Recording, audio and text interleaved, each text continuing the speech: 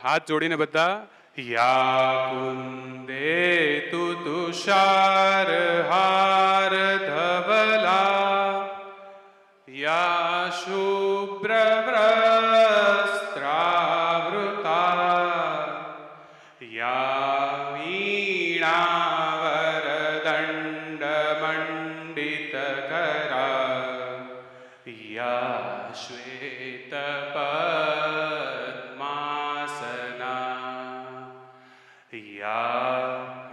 माच्युत शंकरं प्रभुतिभिः देवै सदा वंदिता सा मां पातु सरस्वती भगवती निशेष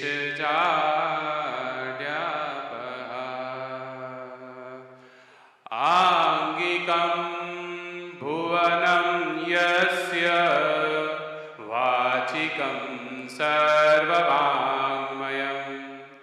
आहार्यं चन्द्रतारादि तं नुमः सात्विकं शिवम् शुभं कुरु त्वं कल्याणम् आरोग्यं धनसम्पदा शत्रुबुद्धि विनाशाय दीपो ज्योति नमोस्तुते दीपो ज्योति नमोस्तुते दीपो ज्योति नमोस्तुते नमः पार्वती पतये हर हर महादेव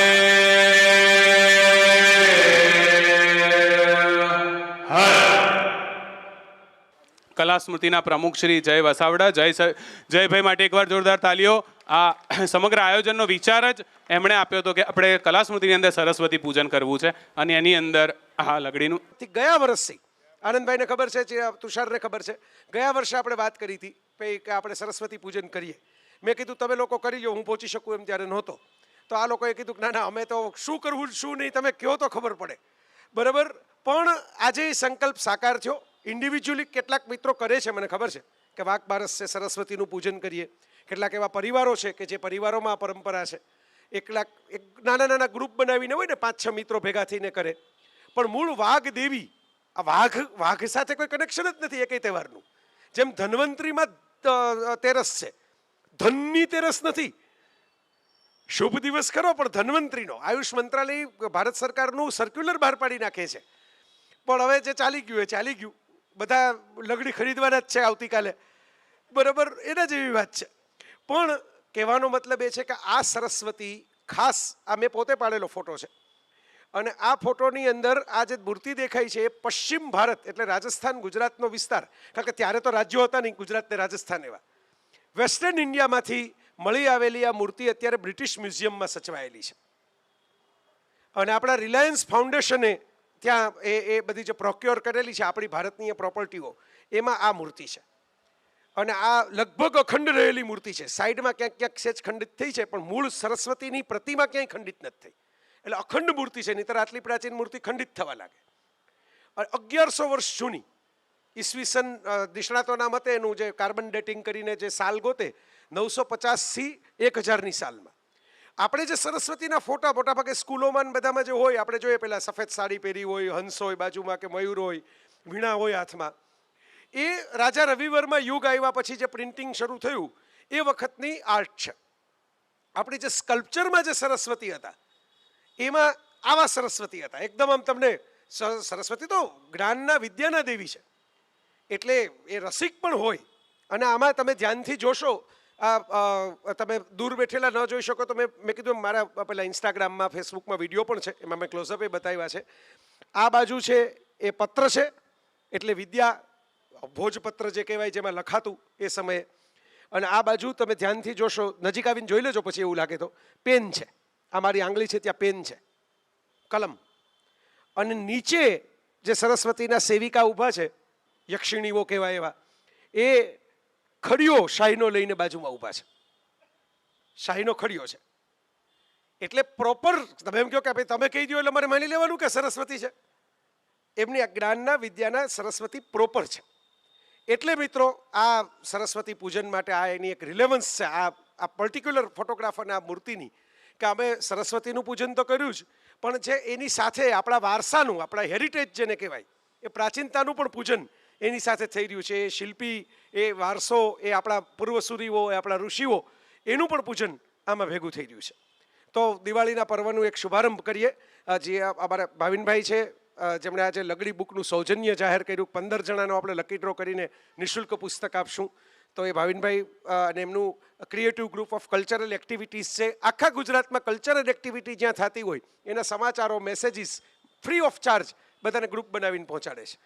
તુષાર અને આનંદભાઈને તો હું જોડાવાનું કહીશ જ.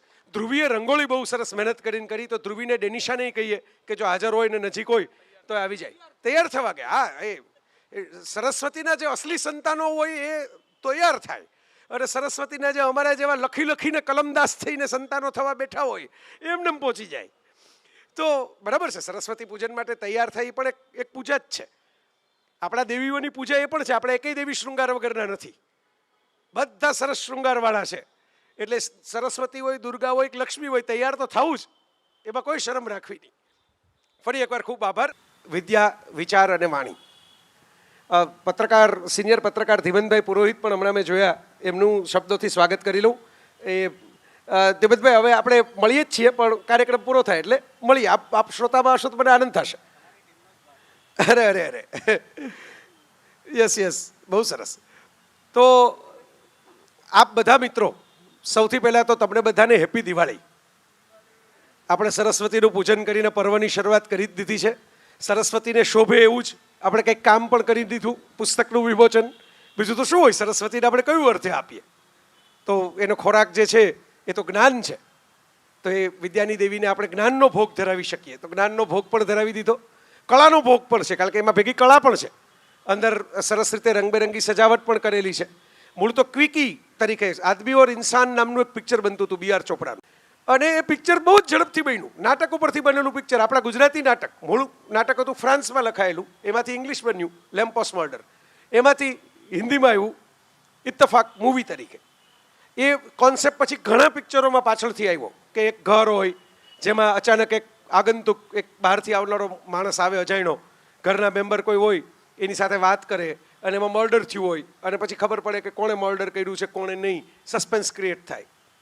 અમારો ઇત્તફાક છે, કારણ કે મૂળ બીજા કામોમાં વ્યસ્ત હતા, અને એમાંથી અચાનક શરૂ થઈ કે ભાઈ આ પુસ્તક કરવું છે. વિદ્યા, વિચાર ને વાણી બધા સાથે હોય તો શું? આ બધા સાક્ષીઓ છે અમારે બેઠા છે, એ તુષાર ને બધા. તો હવે એટલા વજનદાર પછી મને એમ થયું કે ભાઈ આટલું વજનદાર કર્યા પછી આ બીજું વજનદાર કંઈ નથી કરવું, હવે થોડું હળવું કરીએ. તો આ હળવું પુસ્તક કર્યું. આની કેફિયત આટલી જ છે. પણ તમે જોઈ શકશો, અહીં મૂક્યું છે, ડિસ્કાઉન્ટ સાથે મૂક્યું છે, ઓનલાઈન પણ છે. પણ હવે ઓનલાઈનમાં તો મુશ્કેલી એ છે કે તમે હવે રજીસ્ટર કરાવો તો કુરિયર જ બંધ થઈ જાય છે કાલથી, એટલે બધાને પહોંચશે તો આવતા રવિવાર પછી. રૂબરૂમાં તમે લઈ શકો તો અહીં થોડી નકલો રાખી જ છે. આ લગડીવાળી વાત પૂરી થઈ. આ બંને મિત્રોનો પરિચય, સુભાષ ભટ્ટ અને નેહલ ગઢવી, ભાવનગરના છે. હમણાં જ એમનો પરિચય આપતા આપતા મેં એક વાત કરી કે એકબીજાના એકાંતની રખેવાળી કરે એટલા સરસ મિત્રો છે. એ સહજીવનની યાત્રા તો કરે જ છે, એની સાથે સહજીવનની યાત્રા કરતાં કરતાં પોતપોતાની યાત્રા પણ ચાલુ રાખી છે. સુભાષભાઈ બહુ મરમી ચિંતક છે. નેહલબેન જે છે એમના માટે તો એમ કહી શકાય કે એમણે પોતાનો પ્રેમ છે ને એ એક વ્યક્તિ સુધી રાખવાને બદલે, એક પરિવાર સુધી કે એક સંતાન સુધી રાખવાને બદલે આ સૃષ્ટિના જેટલા દિવ્યાંગ બાળકો છે ને એની વચ્ચે વહેંચી દીધો છે. એ ડાઉન સિન્ડ્રોમના બાળકોના ટીચર છે. વક્તા તરીકે તો જાણીતા હમણાં થઈ ગયા છે, પણ ટીચર તરીકે તો એ પહેલેથી જ શિક્ષિકા તરીકે કામ કરે છે. એમાં જ ખરેખર જાણીતા થયા વક્તા તરીકે, એ ભાવ અને સંવેદનો ઝીલીને. અને દિવાળી આવે એટલે એમનું પહેલું કામ એવું હોય કે અમારા બાળકોએ, અમારા બાળકો, મારા બાળકો બોલી જાય ફોનમાં, બરાબર? એટલે હું એમ કહું કે તમારા ક્યાં બાળકો થઈ ગયા? એટલે હું મને કે અમારા બાળકો, એટલે મારા બાળકો, આ છોકરાઓ એ બધું કેવું સરસ તોરણ બનાવ્યું છે, કેવું આ બનાવ્યું છે, અને પ્રમોટ કરે. એને કારણે પેલા બાળકોએ બનાવેલી વસ્તુઓ વેચાય, એ બાળકોને પણ હરખ થાય. તો એ એવું સરસ મજાનું કામ કરી રહ્યા છે, અંધારામાં અજવાળું ફેલાવવાનું. અને એમનું વ્યક્તિત્વ જ એવું છે દિવાળીમાં મેં તો આમ મજાકમાં એમ કીધું કે મિષ્ટાન અને ફરસાણ, બરાબર, પણ દેહલબેન એવું ફરસાણ છે કે જેમાં પાછું મિષ્ટાન પણ ભેગું આવી જાય. એ તીખો મીઠો ચેવડો છે એવું છે. એ શાર્પ વાત કરે, કડક વાત કરે, તમને આમ સિક્સરની જેમ લાગી જાય એવી વાત કરે, પણ એટલા હળવેકથી વાત્સલ્યનો હાથ ફેરવી દે કે જે બહાર નીકળે ની વાત સાંભળ્યા પછી જખમી થઈને ન નીકળે. તો આ વાત જે છે એમનો સહજ કળા એમને સાધ્ય છે. સુભાષભાઈ, હું તો એમને ગુરુ કહું છું. એ આપણી વચ્ચે આવીને બેસે એ બહુ મોટી વાત છે, કારણ કે મેં જીબ્રાનને નથી જોયા, મેં રૂમીને નથી જોયા, મેં ટાગોરને નથી જોયા, મેં ઓશો રજનીશને તો જોઈ શકતો તો પણ નથી જોયા, કારણ કે તો 1990 લગી જીવતા હતા. પણ આ બધાને નથી જોયા એના અફસોસ છે ને સુભાષ ભટ્ટને મળ્યા પછી ખરી પડે છે કે જીબ્રાનની બાજુમાં બેસો તો આવી જ વાત થતી હશે, રૂમીની બાજુમાં બેસો તો આવો જ ભાવ રહેતો હશે, ટાગોરની બાજુમાં બેસો તો આવા જ વાઇબ્રેશન આવતા હશે, ઓશોની બાજુમાં બેસો તો આવા જ ટૂચકા સંભળાવતા હશે. આ બધું જ એમને મળ્યા પછી લાગે. બહુ જ દિવ્ય અને મર્મી વ્યક્તિત્વ છે. વર્ષોથી હિમાલયની યાત્રા કરે છે, એકાંતની આરાધના કરે છે. ખરેખર આજનો વિષય હું ને નેહલબેન બંને, ભલે મારું પુસ્તક રહ્યું અને ભલે નેહલબેન રહ્યા, સરસ્વતી પૂજનનો કોઈ વિશેષ અધિકાર કોઈને મળ્યો હોય તો એ સુભાષ ભટ્ટને મળ્યો છે. એ સરસ્વતીની જ પૂજા કરે છે જીવીને. એમના ઘરની લાઇબ્રેરીઓને એના પુસ્તકોને આમ ઘરના બાળકો જેટલા પંપાળીને રાખે છે. એક એક પુસ્તકને એક એક પાને એક એક લીટીમાં શું લખાયેલું છે એ એમને કંઠસ્થ છે. એટલે એમનું જીવન, મારું ગાંધીજીએ માટે પેલું ભજન લખાયેલું ને, મારું જીવન અંજલિ થાજો, તો એ મારું જીવન અંજલિ એમણે કરી દીધું છે સરસ્વતીની સાધનામાં, વિચારની સાધનામાં, વિદ્યાની સાધનામાં. વાણીની સાધના તો અમે બધાએ કરાવી એમની પાસે કે આટલું બધું છે તો હવે બુદ્ધ જેવા બુદ્ધ આવ્યા હતા, મહાવીર જેવા મહાવીર આવ્યા હતા, મળી ગયા પછી કહેવા માટે તો તમે શું કામ નથી આવતા? તમે કઈ બુદ્ધને મહાવીરથી માનજો? એવા ટોણા મારી મારીને અમે વાણીની સાધનામાં લઈ આવ્યા છે ને. પણ આવ્યા છે તો આનંદ છે. પ્રિય બાપુ તો કાયમ પ્રેમ વરસાવે એમની ઉપર. છેલ્લે અમે બધા ભેગા થયા હતા પુસ્તક વિમોચન વખતે. આ રેનડ્રોપ્સનું તો પ્રેમાર્પણ હતું, કારણ કે તો પહેલાંથી બધાને અપાવવા માંડ્યું હતું, પણ રૂમીનું પુસ્તક એ મેં અહીં મૂકેલું. તો બહુ જ સરસ મજાનું. 15 વર્ષ એક માણસે કોઈ એક પુસ્તક માટે કાઢ્યા હોય, એવા પુસ્તક માટે જ્યાં તુર્કીવાળા બોલાવીને એનું સન્માન નથી કરવાના, કારણ કે એને તો રૂમી જ નથી ગમતા અત્યારે જે સરકાર છે એને, બરાબર. તો એના માટે એ સાધક બેસે એ પ્રકૃતિના માણસ છે. હવે આપણે તો સંવાદ જ કરવાનો છે સુભાષભાઈ, નેહલબેન. પ્રવચનો છે નહીં, માત્ર 30-40 મિનિટનો આપણો સહજ સંવાદ છે. મારે જેટલું બોલવાનું હતું એ કોટા મેં વાપરી નાખ્યો, બરાબર. એટલે હું પૂછ્યા કરીશ ને આ બે બોલ્યા કરશે. જય આપણી વાતો કરતો હોય ને ત્યારે આપણને એવું થાય કે સદીઓ સુધી આપણા વખાણ જ કર્યા કરે.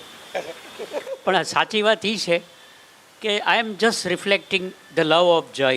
જય જેટલો પ્રેમ મારા ભાગમાં નથી આવ્યો, પણ જય બહુ પ્રેમ કરે છે એ મને ખબર છે, યોગ્યતા પાર કરે છે. આ જયનું અદ્ભુત પુસ્તક આવ્યું છે, એને વાલથી છાતી સરસું કરું છું અને શુભેચ્છાઓ આપું કે જયને બસ જય આવું બધું દીધા જ કરે જગતને.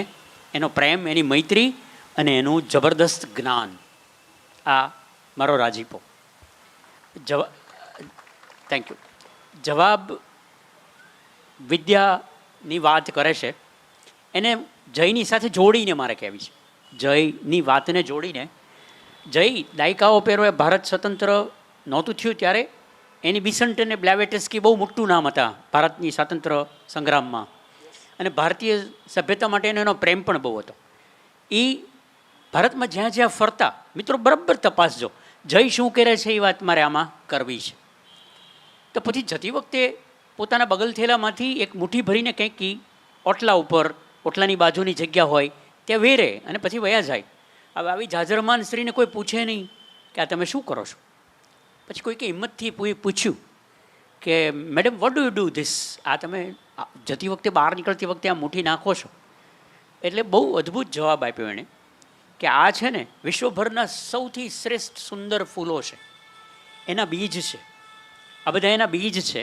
એટલે જે ઘરે હું જાઉં ત્યાં હું મુઠ્ઠી વિશ્વભરના ફૂલોની મુઠ્ઠી નાખું છું.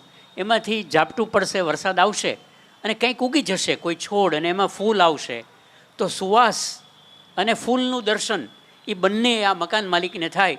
અને એ રીતે I am increasing the circle of friendship. મારું મૈત્રીનું વર્તુળ આ રીતે હું મોટું કરું છું. એવું કે આ જય છે. જય મારી નજર સામે 3 દાયકાથી તો હું જય મારો દોસ્ત છે, મને અત્યંત વાલો છે, અને અમે બે ઉત્તરને ધ્રુવ એવા દક્ષિણને ઉત્તર છેડાવો છે. મારી બધી જ તોફાન વાયડા તો પછી મને પ્રેમ કરે છે, મને સાચવે છે. તો આ એણે this is the first work and the last work is doing. વિશ્વભરની વાતો, વિશ્વભરના પ્રવાસો, જગતના ખૂણે ખૂણે. અહીંયા આપણે ઘસઘસાટ સૂતા હોય અને યુરોપના કંઈક દૂર દૂર 15 કિલોમીટર ચાલીને 25 કિલોમીટર ચાલીને પહોંચે અને સુંદર વસ્તુઓ થેલો ભરીને લાવે અને ચીસો પાડીને, રાડો પાડીને, હોંશથી હાથ પકડીને બધું કહે. આવું જબરદસ્ત કામ, આ જબરદસ્ત હરતી ફરતી જ્ઞાનની પરબ છે, એને વંદન. સરસ્વતી એ વિશ્વને ભારતે આપેલું શ્રેષ્ઠ પ્રદાન છે. વીણાવાદિની, આ વીણાવાદિની છે એટલે કલા અને સાહિત્ય બંને. એક સંસ્કૃતમાં એવો શ્લોક છે, મારું સંસ્કૃત બહુ સરસ નથી, પણ સંસ્કૃતમાં એવો શ્લોક છે કે કલા અને સાહિત્ય વિના માણસ પશુ હોત, જનાવર હોત. આ પૂંછડા વગરનો પશુ, પૂછે હા બરાબર, સાચું એ શ્લોક તમે બોલ્યા.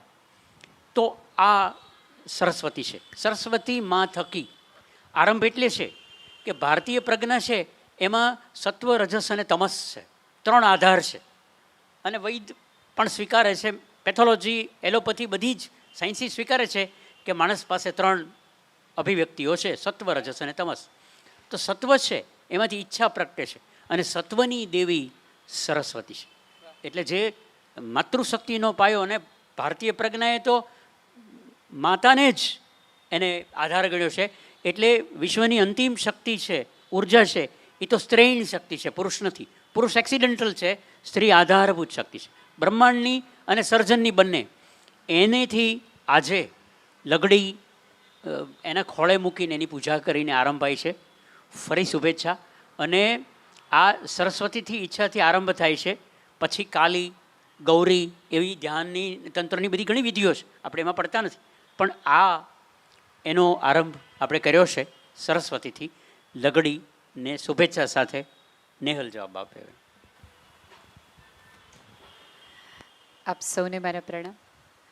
પહેલી વાત, હું આ કલા સ્મૃતિ આખા માટે વાત કરું કે એક પતિએ પોતાની પત્ની માટે, જેને બહુ જ પ્રેમ કરતા હતા, એને કલાનું શ્રેષ્ઠ કહેવાય એવું સર્જન કે વિશ્વ આખું જોવા આવે, અને આપણે અજાયબી જેને કહીએ, જેને તાજમહાલ બનાવ્યો, કલાનો શ્રેષ્ઠ નમૂનો કહી શકાય. અને 21મી સદીમાં જેમાં સંબંધોમાં એટલી બધી દરકાર છે, લગ્ન ઉપર ભરોસો નથી, એવી ક્ષણોની અંદર એક પતિ કલાની એક એવી સ્મૃતિ બનાવે, એવું સ્મૃતિવન બનાવે કે જ્યાં સુધી સદીઓની સદીઓ કલા પાંગરતી જાય.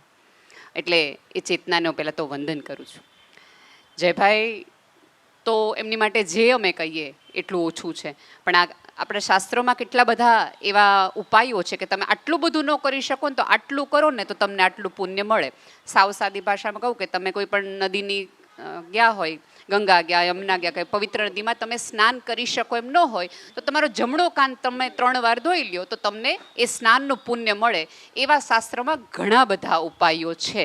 આટલું બધું ન થાય તો આટલું કરી લ્યો, તમને પુણ્ય મળે. વિશ્વની લાઇબ્રેરીઓ તમે ન ખોડી શકો, દિવસોના દિવસો તમે ન વાંચી શકો, અનેક રહસ્યો તમે ન ખોલી શકો, એની બદલે તમે જય વસાવડાને વાંચી લ્યો તો ચાલે. જયભાઈનું જ્યારે રેઇનડ્રોપ પુસ્તક, આવો તુષારભાઈ, વંદન. સરસ્વતીના એક બહુ મોટા સાધકનું સ્વાગત છે આમાં. તો તુષાર શુક્લ, પદ્મશ્રી તુષાર શુક્લ, એ તો ના જ પાડે છે કે આવું કંઈ બોલવું નહીં, પદ્મશ્રી ને એવું બધું મારે પરિચયમાં ન કહેવું, ખાલી તુષાર શુક્લ જ ઇનફ છે. હમણાં જ અમે એક કાર્યક્રમમાં ચોખ્ખી ના પાડી દીધી હતી, એ ઉદ્ઘોષકને ખાનગીમાં, અંદરના રૂમમાં, બહાર જાહેરમાં સારા દેખાવા નહીં, ખાલી 3 જણા બેઠા હતા ત્યારે કે આવું કંઈ બોલતા નહીં, મને સીધો રજૂ કરી દેજો. એ તુષારભાઈનું સ્વાગત છે, એ સહજના સાધકનું સ્વાગત છે. એટલે રેઇનડ્રોપ વખતે મેં કીધું હતું કે એ એટલું બધું વજનવાળું પુસ્તક છે, એટલે જેમણે સ્ટેન્ડ મુકાવ્યું હોય એ લોકો એ પુસ્તક હાથમાં લેતા પહેલાં વિચાર કરે. પણ જેને જીવનમાં કોઈ સ્ટેન્ડ લેવું હોય એ વ્યક્તિઓ ચોક્કસ એ પુસ્તક વાંચે. એટલે જે માણસ આટલા વર્ષોથી આટલા બધા બનાવો, અણબનાવો, આટલા બધા પછી પણ પોતાનું સ્ટેન્ડ જેણે ક્લિયર રાખ્યું છે અને એની ક્લેરિટીમાંથી આવેલું આ લગડી છે, એટલા માટે વધુ મહત્ત્વનું છે. વિદ્યાનીને એ બધી વાત કરી. અમારા ઘરમાં 8 વર્ષની દીકરી છે, એને છાપે પગ લાગી જાય અથવા પુસ્તકને પગ લાગી જાય તો આજે આપણે પગે લાગી લઈએ કે ભૂલ થઈ ગઈ, નહીં તો પગ લાગી જશે તો સરસ્વતી મારી અંદર ઉતરશે નહીં. એટલે પુસ્તકને પગ લગાડવાથી આપણને પાપ લાગતું હોય તો તમારા ઘરમાં રહેલા કેટલાય એવા પુસ્તકો જેને તમે હાથે નથી લગાડતા ને એનું પાપે લાગતું તો હશે ક્યાંક. એટલે આખી સભ્યતામાં અત્યારે તકલીફ તમે જુઓ ને તો સંપત્તિની નથી, જ્ઞાનની નથી, ડહાપણની છે, વિવેકની છે. અને એ ચોક્કસ ને ચોક્કસ એ વિવેક છે એ વાણી અને સરસ્વતીની દેવી. એવું કહેવાય આમ તો સાદું કે જે વૃક્ષોને પાણી ન મળે ને, રણના પુસ્તકો વૃક્ષો ખાસ તો એ કાંટાળા બહુ થઈ જાય, એનામાં કાંટા બહુ આવે.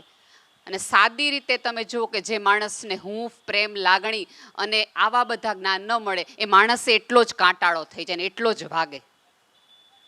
અને સારી વાત ને સાદી વાત એ છે કે તમે ઈચ્છતા હો કે આવનારા કોઈ લોકો, કે હું પેઢીની વાત નહીં કરું, આખી સદીની વાત કરી, આખા એવા લોકો છે જેને વિદ્યા નામ લ્યો ને તો વિદ્યા બાલન નારે જોડી દે છે. એની વચ્ચે આપણે આટલા જ લોકો, જયભાઈએ કીધું એમ, કે જે પૂજન કરવાથી વાત કરવાની શરૂઆત કરી રહ્યા છે. ફરી વાર કહું છું કે જે સભ્યતા પોતાના સદીના સર્જકને ન સાચવી શકે, જે સભ્યતા પોતાના સદીના સર્જકને ન સાચવી શકે એ સભ્યતા બહુ લાંબુ ટકશે જ નહીં. તમે એમ માનતા હો કે લક્ષ્મીપતિના આધારે જ્ઞાનના, ચોક્કસ એ બધાનું પોતાનું એક મૂલ્ય છે, પણ એ ટકવાનો આધાર નહીં બને.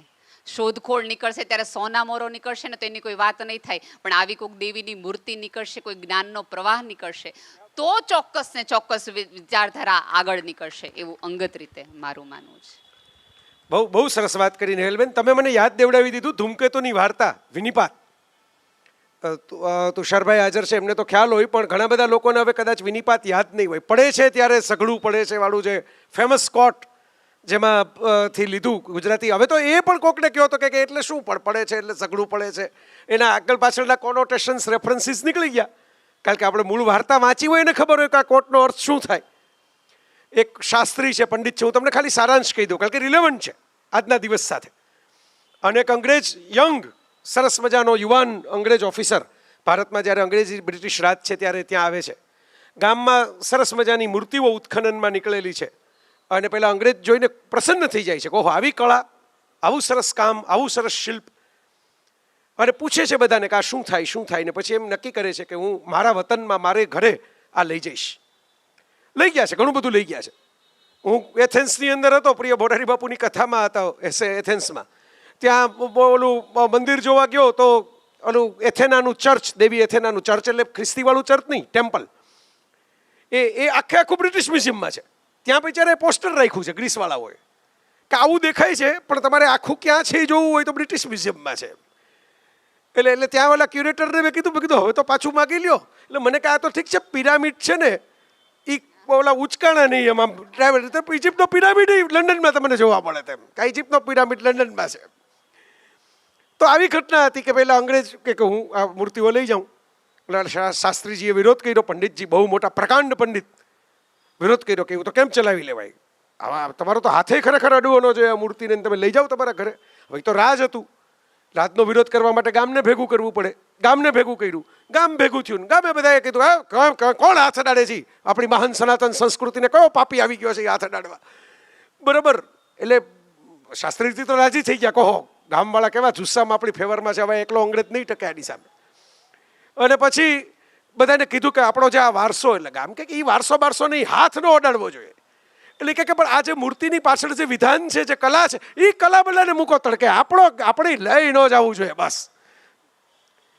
એ કથા લાંબી છે, હું તમને આખી કથામાં નહીં પડું, પણ એને આપણે કટ શોર્ટ કરીને સીધું ફાસ્ટ ફોરવર્ડ કરીએ તો જાય છે એ ઘટના ક્યાં ઇવેન્ચ્યુઅલી કે ઓલા શાસ્ત્રીજી અંગ્રેજને રાતના મળવા જાય છે અને મળે ને એમ કહે છે કે આ નહીં સાચવે કોઈ, આ કોઈને તો ખબર જ નથી કે આ શું છે. તને રસ પડ્યો તારા ઘરમાં સચવાશે, આ મારા મરી ગયા પછી તો સચવાશે નહીં, આ કોઈક તોડી ફોડી નાખશે ઘરમાં. અને મેં તો આવા દ્રશ્યો જોયા છે, મેં ફોટા મૂક્યા છે ને.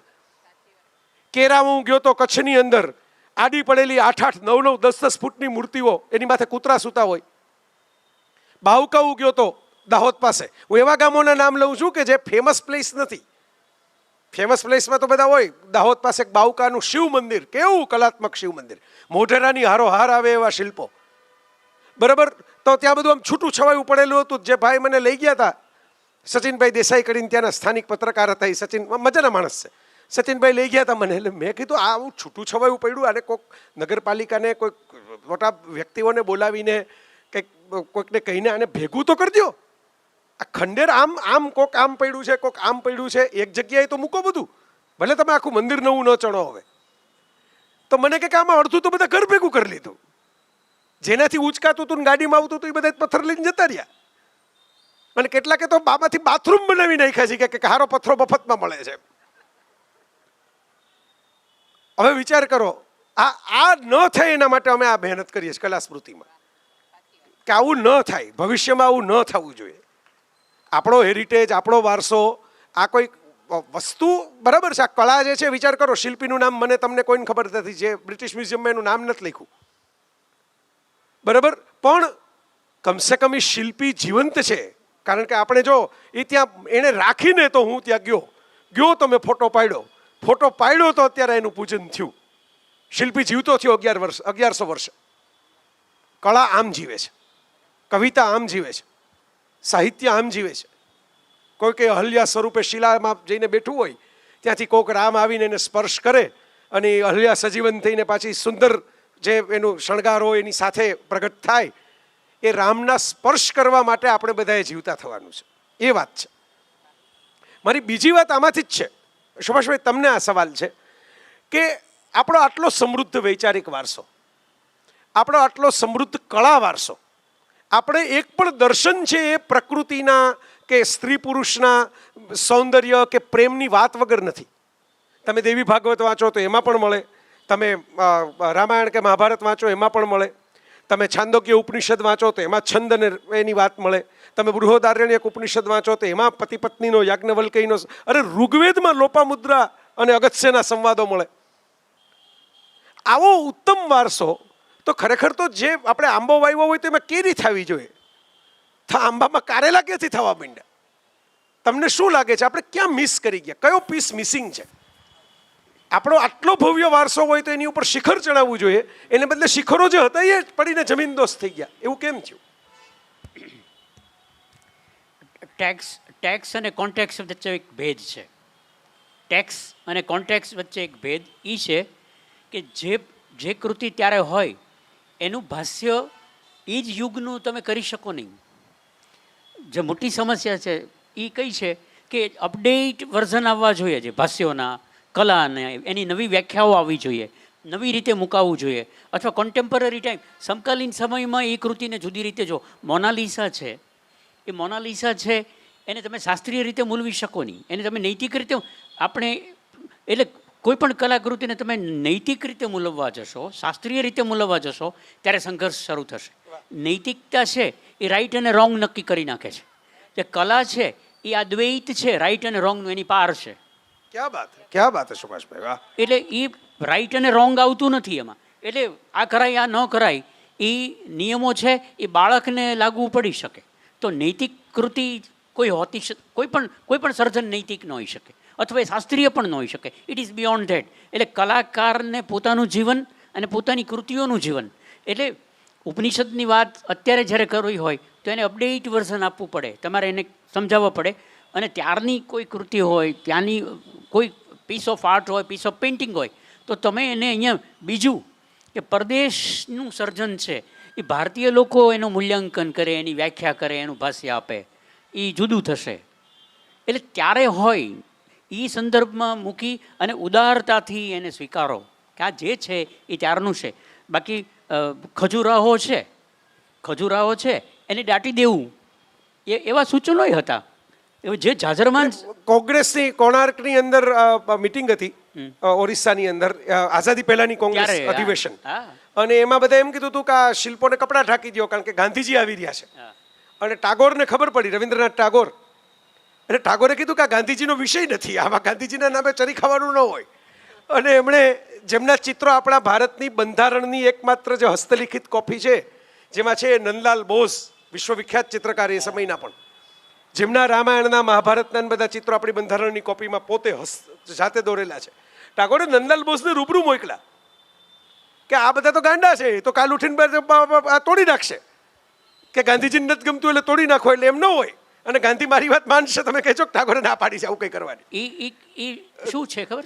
એ તમે કીધું એનો સાદો અર્થ એક વખત શાંતિ નિકેતનમાં ગાંધીજી રોકાવા આવવાના હતા અને ટાગોર બધી ઝીણી ઝીણી એને આ ચાદર પાથરી દેજો, આ એની બારી છે, એની સામે આ ફૂલ આવવું જોઈએ, એની પાછળ આ, એટલે ફોર ડેઝ ટુગેધર સ્વયં ટાગોર આંટા મારે કે અહીંયા ગાંધીજીને આ ગમશે, ગાંધીજીને અહીંયા ઓશિકાનું કવર આવું કરો, અહીંયા ઘણું બધું કર્યું.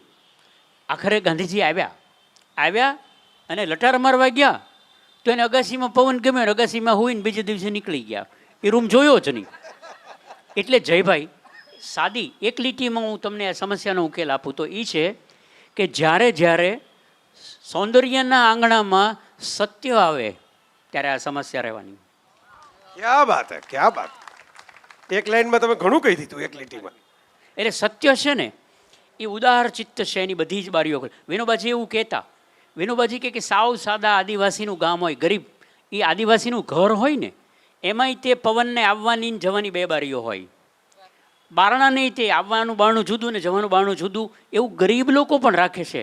આપણે એટલી ઉદારતા બારી બારણાની આપણા ધર્મોમાં અને નીતિમાં કેમ નથી રાખતા? ક્યાં વાત, વાહ વાહ વાહ, બહુ સરસ વાત છે.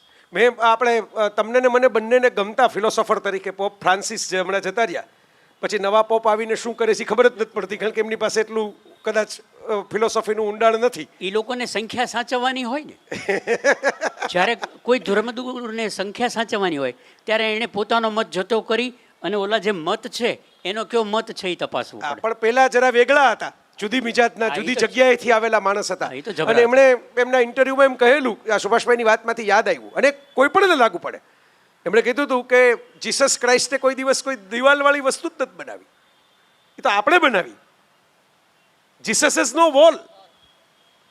બેસવાનું વાતો કરવાની, બેસવાનું વાતો કરવાની, પહાડ ઉપર બેઠા વાતો કરી, નીચે બેઠા વાતો કરી, વૃક્ષ પાસે બેઠા વાતો કરી.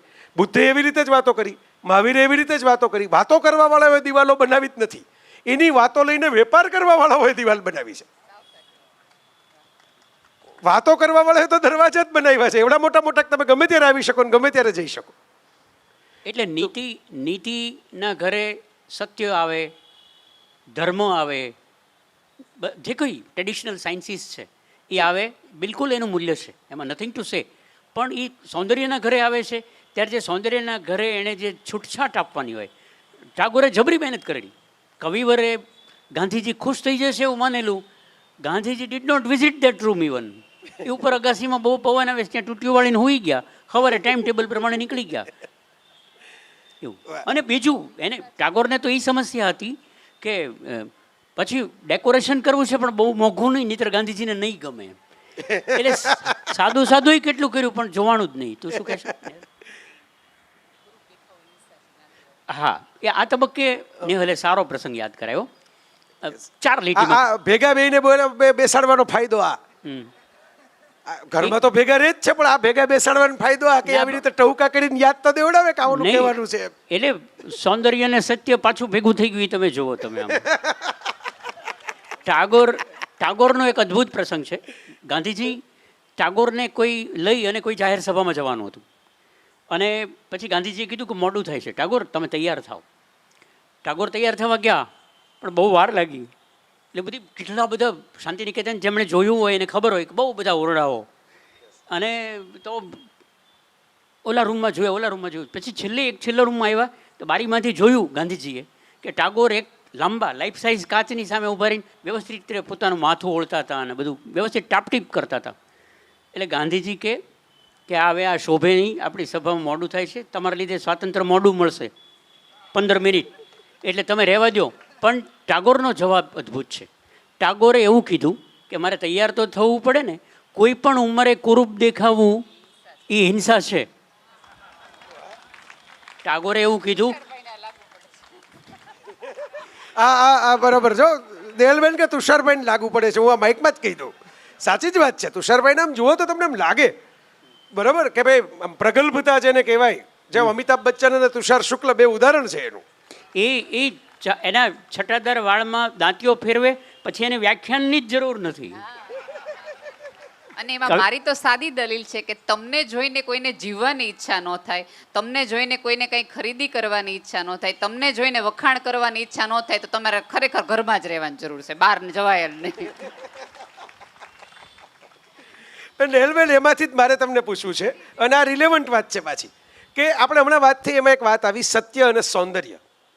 હવે આપણો જે વારસો છે એ સરસ્વતીની આરાધના એટલે કરવાનો છે કે સૌંદર્ય પ્રગટે. મારો એક લેખ આવવાનો છે ગુજરાત સમાચારમાં, હમણાં જ આવશે આ રવિવારે, કાલી ઉપરનો. એમાં મેં લખ્યું છે કે આપણે ત્યાં કાલી એમ બોલો એટલે બધાને ઓલું સ્મશાન ને તાંત્રિક ને ઓલા ખોપરીઓ ને માળા ને લાલ જીભ ને એ વિઝ્યુઅલ જ આવવા માંડે સીધું મગજમાં, કારણ કે ફિલિંગ જ એ છે. આપણે ભૂલી જ જઈએ છીએ કે આ એ દેવીની વાત આપણે કરીએ છીએ કે જેણે વિશ્વના સર્વશ્રેષ્ઠ કવિનું સર્જન કર્યું, કાલિદાસ.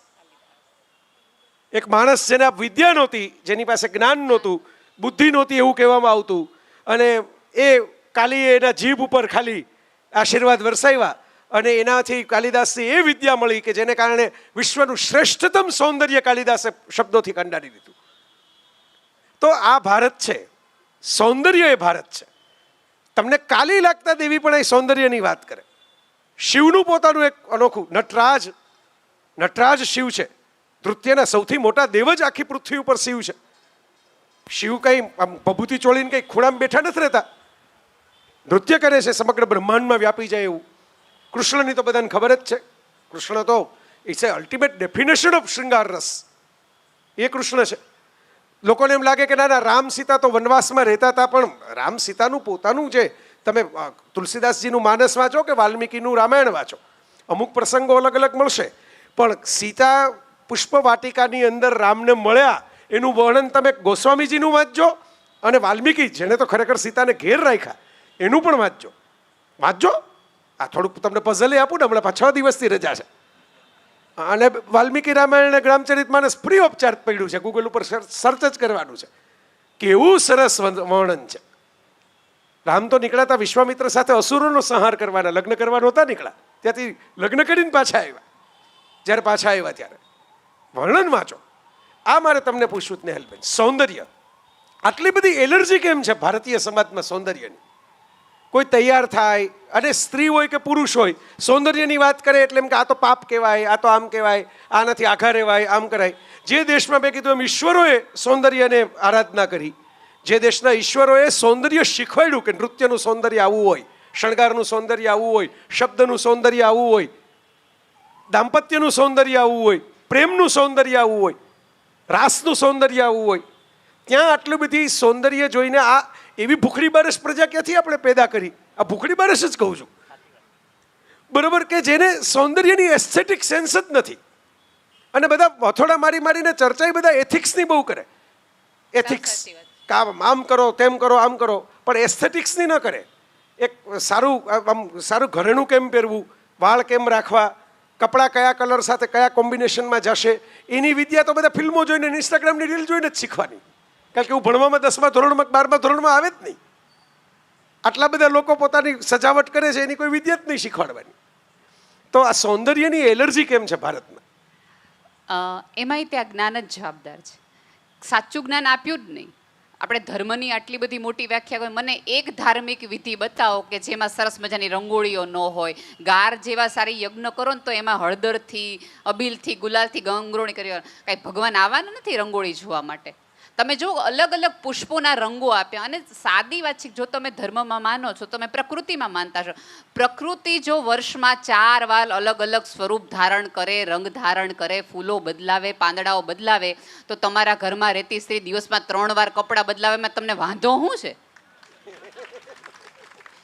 હિમાલયમાં કેટલી એવી જગ્યાઓ છે કે જ્યાં કોઈ કદાચ નથી જવાનું, તેમ છતાં ઈશ્વર જો ફૂલ દેખાડતો હોય, ત્યાં ફૂલ લટતો હોય કે અહીંયા કોઈક આવશે, જોશે, અને ઉદાસીનતાવાળા ચહેરાના માણસ ઉપર એક સ્માઇલ આવશે, એટલું એ ધ્યાન ઉપર રાખીને કરતો હોય. હજી એને આપણા ઉપર શ્રદ્ધા છે ત્યારે ફૂલો ઉગાડતો હશે ને, બાળકો મોકલતો હશે ને, કે હજી આ માણસ સમજી શકે. પણ આમાં કેવું છે જયભાઈ, અત્યારે આપણે કોમેન્ટોનો એક એવો યુગ આલે જ ને કે અમારે શું પહેરવું, અમારે શું ખાવું, એ લોકોએ નક્કી કરવું. આપણને એમ થાય કે કોમેન્ટોમાં જે પ્રકારની વાતો આવે છે, આટલા સંસ્કારી પુરુષો જો આટલા બધા છે, તો આટલું બધું જે ખુલ્લું દેખાય છે જોવે છે કોણ? આટલી બધી લાઇક છે, આટલું બધું છે, આટલું બધું વ્યૂઝ છે, એ એવા એક વિશિષ્ટ પ્રકારને મળે છે કઈ રીતે? એટલે આપણું ક્યાંક એવો આપણે દંભ કરીએ છીએ કે આવું બધું રૂડું રૂપાળું હોય એ કોકના ઘરે રાખવાનું, સૌંદર્ય બધું કોકના ઘરે રાખવાનું, આપણા ઘરે સાદગી રાખવાની. એટલે સાદગીનો કંઈક એવો મોટો પડછાયો જગતમાં, અને કદાચ સામાન્ય રીતે થોડું ગાંધીનો પડછાયો આપણે ગણવો જોઈએ કે એટલો બધો સાદગીનો પડછાયો રહ્યો કે સૌંદર્ય જાણે પાપ હોય ને એમ લોકો જોવા માંડ્યા. જીસસ ક્રાઇસ્ટની જ આ તે વાત કરી, તેમાં હું કહું કે એક વખત એક શહેરમાં જીસસ ક્રાઇસ્ટ જાય છે અને એના પતિને જીસસ ક્રાઇસ્ટ જીવિત કરી દીધો હોય છે. એટલે એ સ્ત્રી એટલી બધી ભાવાવેશમાં હોય છે અને ત્યારે એ આખી 13 જણાની ટીમને ફાઇનાન્શિયલ બહુ ક્રાઇસિસ હોય છે, પૈસા નથી, ખાવાનું શું કરવું, કઈ રીતે વિસ્તરણ કરવું. પણ એ સ્ત્રી છે એ પોતાનું બધું જ વેચીને, યજમાન સ્ત્રી પોતાનું બધું જ વેચીને વિશ્વનું સારામાં સારું અત્તર લાવે છે અને એ અત્તરથી જીસસ ક્રાઇસ્ટના પગ ધોવે છે અને પોતાના વાળથી એ પગ લૂછી નાખે છે. એટલે બધા ત્યાં બેઠેલા આમ થઈ જાય છે. ઇવન જીસસ ક્રાઇસ્ટ સાથેના જે અનુયાયીઓ છે એ એવું કહે છે કે આવો પૈસાનો વડફાટ હોય, આવા અત્તરની આટલા રૂપિયામાંથી તો આપણે કેટલા લોકોને ભૂખ્યા રાખી શક્યા હોત, કેટલાકને દુઃખ દૂર કરી શક્યા હોત, આ કરી શક્યા હોત. એ વખતે જીસસ ક્રાઇસ્ટ આંખમાંથી આંસુ સારીને ઓલી સ્ત્રીને એમ કહે છે કે આ જગતમાં તકલીફ, પીડા, ભૂખ, મરો બધું જ રહેવાનું છે. એનો અર્થ એ નથી કે તમે અત્તરની સુગંધ લેતા ન થાવ. આ વાત આપણે બહુ વિસ્તારથી ન સમજાવી શક્યા, ન કહી શક્યા. અને બીજું કેવું છે કે ક્યારેક મને રસ જીવનમાંથી ઉડી જાય, એટલે દરેક વ્યક્તિને જેને રસ પડ્યો હોય ને એનો રસ કરવામાં મને બહુ મજા આવે કે તને હેનો આટલો બધો રસ છે જીવી લેવામાં. તમે જો ઘણી બધી સ્ત્રીઓ છે એક ઉંમરે સરસ તૈયાર થતી હોય ને તો હજી આમાં રેખાને બધી જ એક ઉંમરની સ્ત્રીઓ જોઈએ તો બધા જ એમ કે આ ઉંમરે રેખા કેવી સરસ લાગે, આ ઉંમરે એને બહુ મેન્ટેન કર્યું છે.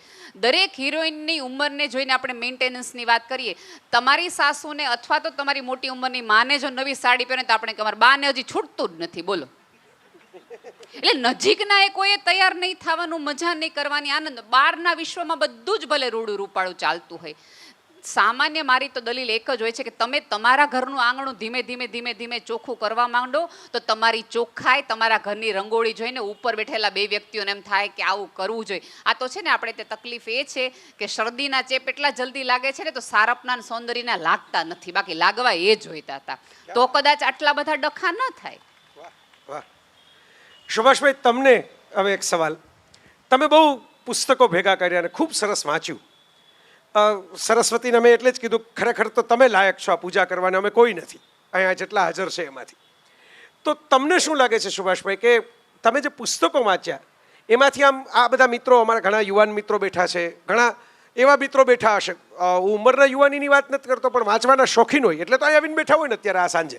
બાકી તો કેવી મોટી બજાર ભરાયેલી છે અને સરકારે વ્યવસ્થા આ વખતે તો કરી છે, તમે ખરીદી વધારે કરી શકો એના માટે ખાસ ટેક્સો ઘટાડીને એની વચ્ચે આપણી પસંદગી કરીને બેઠા. તમે ટીપ આપવી હોય કે ખરેખર સરસ્વતીની આંગળી પકડીને યાત્રા શરૂ કરવી હોય તો તમને ગમતા 2-3 પુસ્તકો એવા કયા કે જે બધાએ વાંચવા જોઈએ તમારા મતે? તમે 2-3 ને બદલે 4-5 કહો તો અમને વાંધો નથી. આ તો તમારે 2-3માં તમને યાદ ન આવે એટલા માટે મેં તમને ડિસ્કાઉન્ટ કર્યું કે 2-3 થી વાત કરીએ. મને એમ લાગે છે આપણો 75% સમય આપણે સૌંદર્ય કેમ ચૂકી જઈએ છીએ એનો જ રહ્યો. અને મને ખબર છે કે જય હંમેશા એનો પક્ષધર રહ્યો છે અને હું બિલકુલ એની સાથે છું 100%. ટાગોર વાંચવા જોઈએ, ટાગોરનું કંઈ પણ વાંચો તો ચાલે. સૌંદર્ય દર્શન સ્પષ્ટ સમજવું હોય પ્રાચીન રીતે તે તો કાલિદાસ જોવા જોઈએ અથવા સંસ્કૃતના આપણા સર્જકો બધા જ જોવા જોઈએ, બરાબર છે. પછી ટાગોર કુળના જે કવિઓ આવ્યા જે એટલે તમે મારે એક 5 લીટીમાં એક પ્રસંગ કેવો છે એમાં મારો જવાબ છે, હું કહી દઉં. યહૂદી એક સંત હતા ઝુસિયા નામના. ઝુસિયા મરણ પથારી હતા, બધા શિષ્યો ઊભા હતા અને રડતા હતા કે ગુરુજી જાય છે. એક શિષ્ય હિંમત કરીને પૂછ્યું કે ગુરુજી બધી તૈયારી થઈ ગઈ? ઈશ્વર બધું પૂછશે તમને, કે બધા તમારા જવાબ બધા તૈયાર થઈ ગયા, તૈયારી થઈ ગઈ? એ કે ના, તૈયારી તો નથી, શું કરવાનું છે? એ કે તમે ઉપવાસ કર્યા અને બધી વિગતો અને એમ તો. એટલે ઝુસિયા હસે છે. એ કે ના, એવી કોઈ તૈયારી નથી થઈ, પણ હું ઈશ્વરને શું કહેવાનું છું, મારો જવાબ નક્કી છે. એ કે ઈશ્વર છે એ આપણો પિતા છે. પિતાને ગમે હું ભૂખ્યો રહું? હા કે ના? પિતાને ગમે હું ભૂખ્યો રહું? હા. તો કે ના, ન ગમે. એ કે એટલે મેં ઉપવાસ ન કર્યા. પિતાને આખો દિવસ રડતા રહીએ ધર્મના નામે, નીતિના નામે, વિષાદમાં રહીએ તો પિતાને ગમે? પિતાને તો આનંદિત સંતાન ગમે ને. એ કે હા, એટલે કે મેં રમ્યા કર્યું, હું નદીમાં નાહ્યો, હું પતંગિયાઓ પાછળ દોડ્યો છું, મેં ફળો ખાધા છે, મેં ગીતો ગાયા છે. એ કે ઉપર જઈને તમે શું કરશો? ઈશ્વર કહે છે કે તને સ્વર્ગ આપવું કે નર્ક નક્કી કરવું હોય તો કંઈ નહીં, કે સ્વર્ગ તો મેં અહીંયા જ ભોગવ્યું છે. ઝુઝિયા કહે છે કે સ્વર્ગ તો મેં અહીંયા, પણ ત્યાંય જો મને પસંદગી આપશે તો હું ભગવાનને થોડીક જોક કહેવાનો છું, એમ કરીને એને હસાવવાનો છું. મને આછું પાતળું નાચતા આવે છે એ હું નાચવાનો છું અને એને હસાવવાનો છું. હું શું જમ્યો, મને શું ભાવે છે એની વાતો કરવાનો છું. શક્ય છે તો 2 ખિસ્સામાં ચોકલેટ પણ એની માટે લેતો જવાનો છું. વોટ ધીસ ઇન્ડિકેટ્સ, યહૂદી ધર્મ છે, ક્લાસિકલ છે, ક્રિશ્ચિયાનિટી કરતાંય જૂનો છે, તેમ છતાંય આ એનો સંત એમ કહે છે કે સાદી વાત તો એ છે કે જીવન નદી ઓળંગવી જ હોય તો એમાં કોરો જાય એ મૂર્ખ છે, બરાબર ભીંજાઈને જાય એ જ ઉત્તમ છે. એ સૌંદર્યથી ભીંજાય, સાહિત્યથી ભીંજાય, કલાથી, મૈત્રીથી, પ્રેમથી, એને મન પડે એ રીતે. પણ મને એમ છે કે સભ્યતાનું શ્રેષ્ઠ કામ તો આ જ છે કે એ દરેક માણસને પોતાની રીતે ખુલી શકે, ખીલી શકે એટલી સ્વતંત્રતા દરેક વ્યક્તિને વિશ્વભરના દેશો આપે તો આવું સ્વર્ગ ઊભું થાય અને ઉપર જવાની, ઉપર સ્વર્ગની રાહમાં અહીંયા ભૂખ્યા ન રહેવું પડે. પણ હજી 2-4 પુસ્તકો લેખકોના નામ તો કહી દો. સોરી, ના ના, ચિંતા કરો માં, હું એટલે જ આ જુદી ખુરશીમાં બેઠો છું. જુઓ આ કરવા માટે કે આપણે નીચોવીને જે કાઢી લઈએ ને જરાક, આપણે તો સીતાફળનું બી ચૂસી લઈને પછી પાછો ઓલો ગર ચમચીથી ચાટી જવા વાળા. પરદેશમાં બહુ છે, ભારતમાં અરે પરદેશના કયો, વાંધો નહીં, હવે તો અમે ગૂગલ કરી લેશું. મને, હું થોડુંક સિરિયસ રીડર છું, જય જાણે છે, એટલે મેં જે વાંચ્યું હશે સિરિયસ વાંચ્યું હશે. પણ અત્યારે એન ડેલાર્ડ છે, જે જીવનનો આનંદ કઈ રીતે લેવાય. Ann Dillard the marvellous traveller of the world. પછી એક તમે પેલા એપિક્યુરસ વાળા પુસ્તકની મને વાત કરેલી, એપિક્યુરસના. એપિક્યુરસ છે. એપિક્યુરસ આપણે ત્યાં જેમ શુક્ર છે, આપણે ત્યાં જેમ બૃહસ્પતિ છે, જેને જીવન જીવવાની વાતો કરી છે. એપિક્યુરસ પણ એવું માનતો હતો કે ઈટ, ડ્રિંક એન્ડ બી મેરી, ખાઈ પી અને મજા કરવાથી મોટો કોઈ ધર્મ જ નથી એવું. તો એ એપિક્યુરસ છે. સ્ટોઇક જીવન માણવું હોય એને સ્ટોઇક ફિલોસોફરો ન વાંચવા, હાલો એ પણ રેકમેન્ડ કરું છું, કારણ કે એ તમને વિષાદ તરફ લઈ જશે, રાઈટ અને રોંગ તરફ લઈ જશે, જેની જરૂર નથી. અને જે ભણેલો ગણેલો એ રાઈટ રોંગ જાણે જ છે, બરાબર છે. પછી મને ખૂબ ગમે છે, આપણે ત્યાં હિન્દીમાં અત્યારે ખૂબ બધા લખે છે.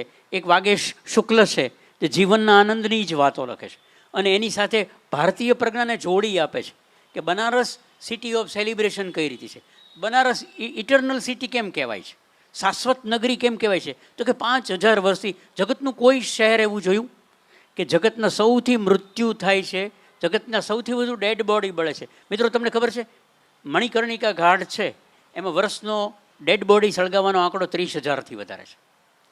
30 એટલે 1 કિલોમીટરને અંતરે વિશ્વના સૌથી વધુ લગ્નના પટોળા, શું કહેવાય એને, સેલા, બનારસી સાડીઓ. 1 જ કિલોમીટરના અંતરે વિશ્વની સૌથી વધુ લગ્નની સાડીઓ બનારસમાં જ વેચાય છે. સૌથી વધુ મર્યાના લાકડા બનારસ, આ ભારતમાં જ શકે છે. The celebration of life and death is going on parallel. જીવન મૃત્યુ બંને નૃત્ય છે, બંને સમાંતરે જ ચાલશે એવું હિન્દીમાં પણ પુષ્કળ લેખકો છે.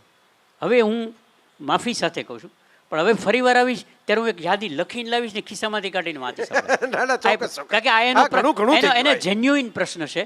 બીકોઝ આઈ થિંક દેટ મોર દેન, અને મેં મારા માટે નથી પૂછ્યું, હું તો સુભાષભાઈ ગમે ત્યારે મળીને વાત કરું. મને ખબર એને મારા આટલા બધા મિત્રો સાંભળે છે, આ કેમેરામાં રેકોર્ડ થાય છે, ભવિષ્યમાં સાંભળશે આની આ વાત ફરીથી. તો મારો તો સ્વાર્થ એ છે કે ભાઈ તમે એકલા છે ને બધા વિદ્યાને ખોળામાં જઈને બેસો, અમને આંગળી પકડીને લેતા જાવી વિદ્યા દેવી પાસે. એટલે એવા બહુ છે અને અત્યારે બિલકુલ વધ્યા છે ભારતમાં. હિન્દીમાં પણ લખનારા ખૂબ છે. હિન્દીમાં પણ આ મેં કીધું એમ અત્યારે જીવન સ્વયં એક ધર્મ, જીવન સ્વયં એક નીતિ, જીવન સ્વયં એક શૈલી એવું લખવાવાળા રાજી થજો, સેલિબ્રેટેડ કે ખૂબ વધારે છે. 100માંથી 80 પુસ્તકો આવા નીકળશે. આવી જે રાઈટ અને રોંગ વાળી ફિલોસોફી છે એ એની લઘુમતીમાં આવી ગઈ છે. જૂના લોકો જ વાત કરે છે.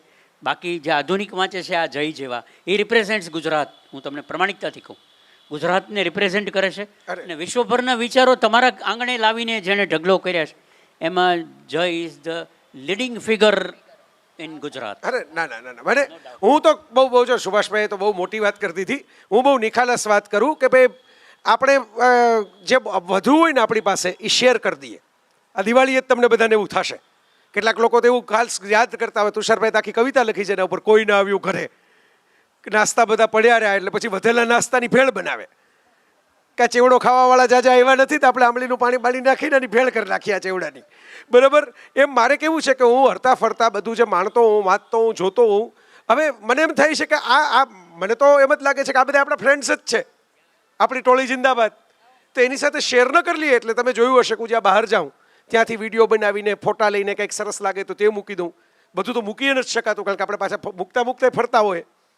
કંઈક બીજું સરસ વાંચવું હોય તો એ, કોઈક સરસ ફિલ્મ જોઈ હોય તો એ, તરત એમ મનમાં થાય કે આ છે તો આનો સમય જોઈને આ ઉપયોગ આમાં કરશું. એટલે એટલો જ ભાવ છે, બીજો કોઈ વિશેષ ભાવ નથી. પણ મને મજા આવે છે.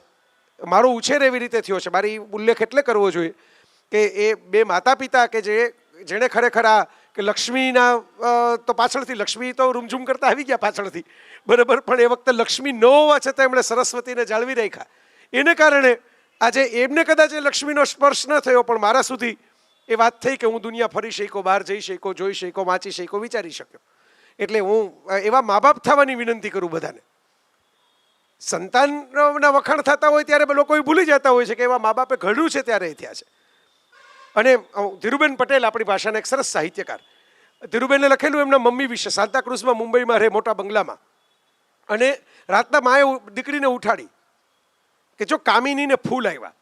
એટલે છોકરી એક તો સ્કૂલે જવાનું હોય સવારમાં વહેલા, એમાં માં જ ઉઠાડે, પાછી સવારમાં ઉઠાડે એ ન ગમતું હોય, એમાં અડધી રાત્રે ઉઠાડે. એટલે પેલી માણસમાં ધીરુબેન કે હું તો નાનકડી હતી તો મેં આમ ના ભલે ના આવ્યા, હવે તો આવે કામિનીને ફૂલ આવે એમાં મારે શું એમ. અરે એટલે માં કે તોય મને મોઢું ધોવડાવીને બહાર લઈ ગઈ કે બેસ. અને પછી એમ કીધું કે આમ જો આ ફૂલ પછી સવારે તો ખરી જશે તું સ્કૂલે જઈશ ત્યારે, ભલે મોડું થાય સ્કૂલે જવામાં. આપણે શેકમ વાવ્યા છે આપણા આંગણે આ બધા. આમાં ફૂલ આવે ત્યારે થોડીક વાર જોઈ શકાય, એનો વાયરો, એની સુગંધ આવે એ શ્વાસમાં લઈ શકાય એટલે વાવ્યા છે. આ ડેકોરેશન માટે નથી, આ આનંદ માટે છે, આપણી પ્રસન્નતા માટે છે. બેસ થોડીક વાર, છોકરી તું જોવા. ધીરુબેન એમ લખ્યું છે કે આવી માને કારણે મારામાં સાહિત્ય આવ્યું, મારામાં વિદ્યા આવી, કે જે એની દીકરીને મધરાતે ઉઠાડીને તાજા ખીલેલા ફૂલની સુગંધ લેવા માટે બેસાડે. આ કેવી અદ્ભુત વાત છે. અને આવી જ રીતે હંમેશા આપણે એમ માનીએ છીએ કે કોઈ મોટી ઇન્સ્ટિટ્યૂટમાં ભણો એટલે તમે બહુ બધું જ્ઞાન આવી જાય, કે કોઈ મોટી જગ્યાએ તમે જાઓ ને કોઈ મહાગુરુ છે એ તમારી માથે હાથ મૂકે એટલે તમને બધું આવડી જાય. મોરારી બાપુ તો કહે જ છે હું તમારા દાદા પાસેથી ચોપાયો શીખો. ત્રિભુવન દાદા કોઈ બનારસમાં ગયા અને કોઈ ઘાટ ઉપર બેઠા અને હિમાલયમાં ગયા અને કોઈ શિખર ઉપર ગયા અને એવું તો છે નહીં. આજની તારીખે આપણને ખબર નથી કે અમિતાભ બચ્ચનનો એક્ટિંગ ગુરુ કોણ. તમે વિચાર કરો કઈ એક્ટિંગ સ્કૂલમાં અમિતાભ બચ્ચન એક્ટિંગ શીખ્યા. વી નેવર નો. તો ઘણી બધી એવી વસ્તુઓ છે જે જીવન તમને શીખવાડે છે. એક છેલ્લે એક વાત કે જયભાઈએ કીધું ને, ધીરુબેન ને એની માએ દેખાડ્યું કે જો બેટા ફૂલ ખીલ્યું.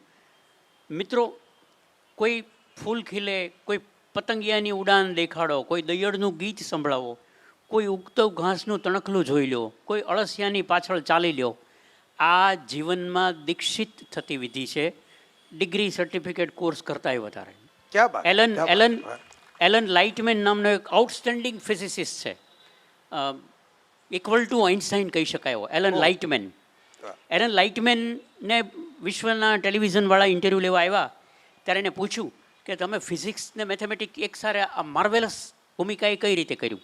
એટલે એલને એવું કીધું કે તમને એવું લાગે છે ને કે હું એવું કહીશ કે ફલાણી પ્રિન્સ્ટનની લાઇબ્રેરીમાં હું ભણ્યો, ન્યુયોર્કમાં હું ભણ્યો એટલે થયું. એ કે ના, એ કે આ તમારામાં ગણિત અને ફિઝિક્સ એટલું જબરદસ્ત કઈ રીતે આવ્યું. એ કે ક્લાસમાં સાહેબ ભણાવતા હતા ત્યારે બારીમાંથી પંખીના ગીતો સાંભળ્યા છે, વરસાદમાં સ્કૂલે જવાને બદલે દેડકાઓ પાછળ તળાવ સુધી ગયા છે ને આ તળાવમાં ક્યાં સંતાઈ જાય છે એવું જોવા માટે આખો દિવસ વધ્યા છે. એટલે એનું ટેડ ટોકમાં એક એનું લેક્ચર છે એલન લાઇટમેનનું, અને એ છે આર્ટ ઓફ ડુઈંગ નથિંગ એની ઉપર અને કઈ રીતે જીવન દીક્ષિત કરે છે. એલન લાઇટમેન કહે છે તેજસ્વીતાને આ જીવનના આનંદ સાથે જ સંબંધ છે, શિસ્ત સાથે નહીં. ક્યાં બાત, વાહ વાહ, અદ્ભુત. આમાંથી નેહલબેન તમારો સવાલ અને પછી સુભાષભાઈ છેલ્લે આપણું સમાપન, કારણ કે આપણે એક લકી ડ્રો કરવાનો છે. આ જે મિત્રો ફરીથી કહી દઉં, પાછળથી આવ્યા હશે, ઘણા જોડાયેલા હશે. ભાવિનભાઈ ક્યાં ગયા? ભાવિનભાઈ આવો આવો. આ ભાવિનભાઈ છે ને, એમણે એવું નક્કી કર્યું છે કે આ લગડી પુસ્તક છે એવું 15 વાંચકોને એમની creative group of cultural activities એવી સંસ્થા ચલાવે છે. વોટ્સઅપ ગ્રુપ છે, એમાં સરસ પ્રોગ્રામો કોઈ પણ ના થતા હોય એ શેર કરી દે, એના વિડીયો શેર કરી દે. હવે એમણે એવું નક્કી કર્યું કે લકી ડ્રો કરાવશું. લકી ડ્રો જેમના હાથે થઈ શકે એવા તો કેટલા બધા મિત્રો અમારા અહીં બેઠા જ છે, આવી ગયા છે, મહાનુભાવો કહી શકાય. એવા શરદભાઈ રાવલ પણ હાજર છે, સમિતા હાજર છે, ઘણા બધા એવા લોકો હાજર છે કે જે ગમતા લોકો હોય, સરસ જીવતા હોય. રાયજાદા સાહેબ હાજર છે, રેવતુભા. તો એની ચિંતા નથી, પણ તમે આ પાછળથી આવેલા લોકોની પ્રોસેસ ખાલી 1 મિનિટમાં સમજાવી દો, એટલે એ લોકો અમે જે આ વાઇન્ડ અપ કરીએ ને 10 મિનિટમાં, ત્યાં સુધીમાં રેડી થઈ જાય. પછી એમ ન થાય, કારણ કે પછી સમય જશે અને સમય આપણે જવા નથી દેવો, કારણ કે ટ્રાફિક એટલો વધતો જશે જેમ જેમ મોડું થશે એમ. તમે લોકો ઘરે નહીં પહોંચી શકો, જમી નહીં શકો. હું આ ટ્રાફિકમાંથી પસાર થાઉં છું 2 દિવસથી, એટલે મને ખબર છે કે આ કેટલો બધો વધારે છે. એટલે સમયસર જ આપણે પૂર્ણ કરશું. અને દિવાળી છે એટલે દિવાળી જેવું રહેવું જોઈએ. થાકેલા પાકેલા 11 વાગે ઘર ભેગા થાવ એવું ન થવું જોઈએ. એટલે ભાવિનભાઈ તમે ફટાફટી પ્રોસેસ સમજાવી દો, અને બને તો 1-2 વોલન્ટિયર રાખી અને જેમને જે લેવાનું હોય એ ભેગું જ કરી લો. બહાર છે ને કાઉન્ટર છે જ કે જેમાં ખાલી નામ અને મોબાઈલ નંબર લખવાનો છે અને એમાં તમારું કાર્ડ મૂકી દેવાનું છે.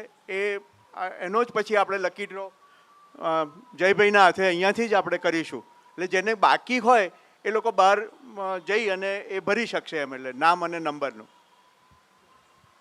એટલે વિના સંકોચે ભરી લેજો, કારણ કે મેં કીધું એમ કે જેણે લખી દીધા છે એમનો તો અહીં આવી જ જશે.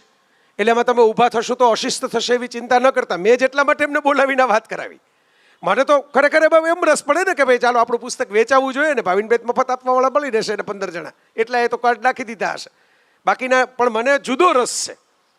મને રસ ખાલી વેચવામાં હોત તો આપણે આખી જિંદગી આ જ કામ કરી રહ્યા હોત. તો મને આવડે છે એવા કોન્સેપ્ટ બનાવતા કે જે માત્ર બેસ્ટ સેલર જ થાય, જેમાં બીજું કંઈ હોય જ નહીં. બરાબર? તમારે આમ કે આ સંયુક્ત કુટુંબની અંદર સાચવીને કેમ રહેવું, બેસ્ટ સેલર કોન્સેપ્ટ છે. બરાબર? 15 જણાને સુરેશભાઈની જેમ, સુરેશ દલાલની જેમ 15 અભિપ્રાયો લઈને એનું પુસ્તક કરી નાખો, સંપાદન કરીને તોય ચાલે. પણ એવું નથી કરવું. મને તો રસ એ છે કે લોકોના હાથમાં પુસ્તકો જાય. એટલે તો હું ક્યારેય ઈ બુકમાં પડ્યો નથી. લોકો હાથમાં લઈને પુસ્તકમાં છે. એનું ડિઝાઇનિંગ એવી રીતે થાય કે માણસને સ્પર્શ કરવાનું મન થાય, વાંચવાનું મન થાય.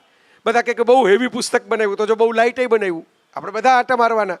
સારો કોઈ પણ દર્તક એ કહેવાય, સારો ખેલાડી એ કહેવાય કે જે ઓપનિંગમાં આવીને રમી જાય, મિડલ ઓર્ડરમાં રમે, ફિનિશર તરીકે રમે, નાઇટ વોચમેન તરીકે આવી શકે. એવું થોડું છે કે એક જ પ્રકારના ફોર્મેટમાં રહીમાં કરે. તો એ સેન્સમાં એટલે આ ભાવ એવો નથી કે ભાઈ પુસ્તક મફત. મને તો રસ છે કે લોકોને મફત મારું ચાલે. મેં તો એક ફાઉન્ડેશન બનાવ્યું છે હમણાં મમ્મી પપ્પાના નામનું, આ બેનને ખબર છે. એ એટલા માટે નથી બનાવ્યું કે ફાઉન્ડેશનથી આપણે કંઈક બહુ મોટા પરાક્રમ કરીને કોઈ મોટા મહાલયો બનાવી નાખવા છે. એટલા માટે બનાવ્યું છે કે એના આધારે હું વધારે ન પોસાતા હોય એવા લોકો સુધી કંઈક સારી વાતો પહોંચાડી શકું. કોઈક એમ કે આ મને આવો પ્રવાસ નથી પોસાતો, તને પ્રવાસ મળે. કોઈક કંઈક મને આ પુસ્તક નથી પોસાતું, એના માટે પુસ્તક મળે. તો નેહલબેન, મારે તમને સવાલ એ પૂછવાનો, જેની આપણે સૌથી વધારે પૂજા જ્યાં થાય છે એ શિક્ષણ, સ્કૂલો, સરસ્વતીના ધામ. ન્યૂઝ ચેનલ અમારી તો જીએસટીવી આવ્યું, ક્યાં ગયું કેમ્પસવાળા, ક્યાં ગયા અમારા મિત્રો આ બેઠા જીએસટીવીના. બરાબર? સૌથી વધારે જ્યાં જેની ચર્ચા ક્યાં ચાલે? ગઢવી સાહેબ, તમને તો ખબર જ છે, તમે કોર્પોરેશનમાં છો. સરસ્વતીના ધામમાં આવું, સરસ્વતીના ધામમાં તેવું. વિચારજો. તેજસભાઈ, ખોટું કહું છું? બરાબર? સરસ્વતીના ધામમાં કેટલા સરસ્વતી લાગે તમને? તમે એવા ધામમાં જઈને બેઠા છો કે જ્યાં જ્ઞાન આપવું જ અઘરું છે.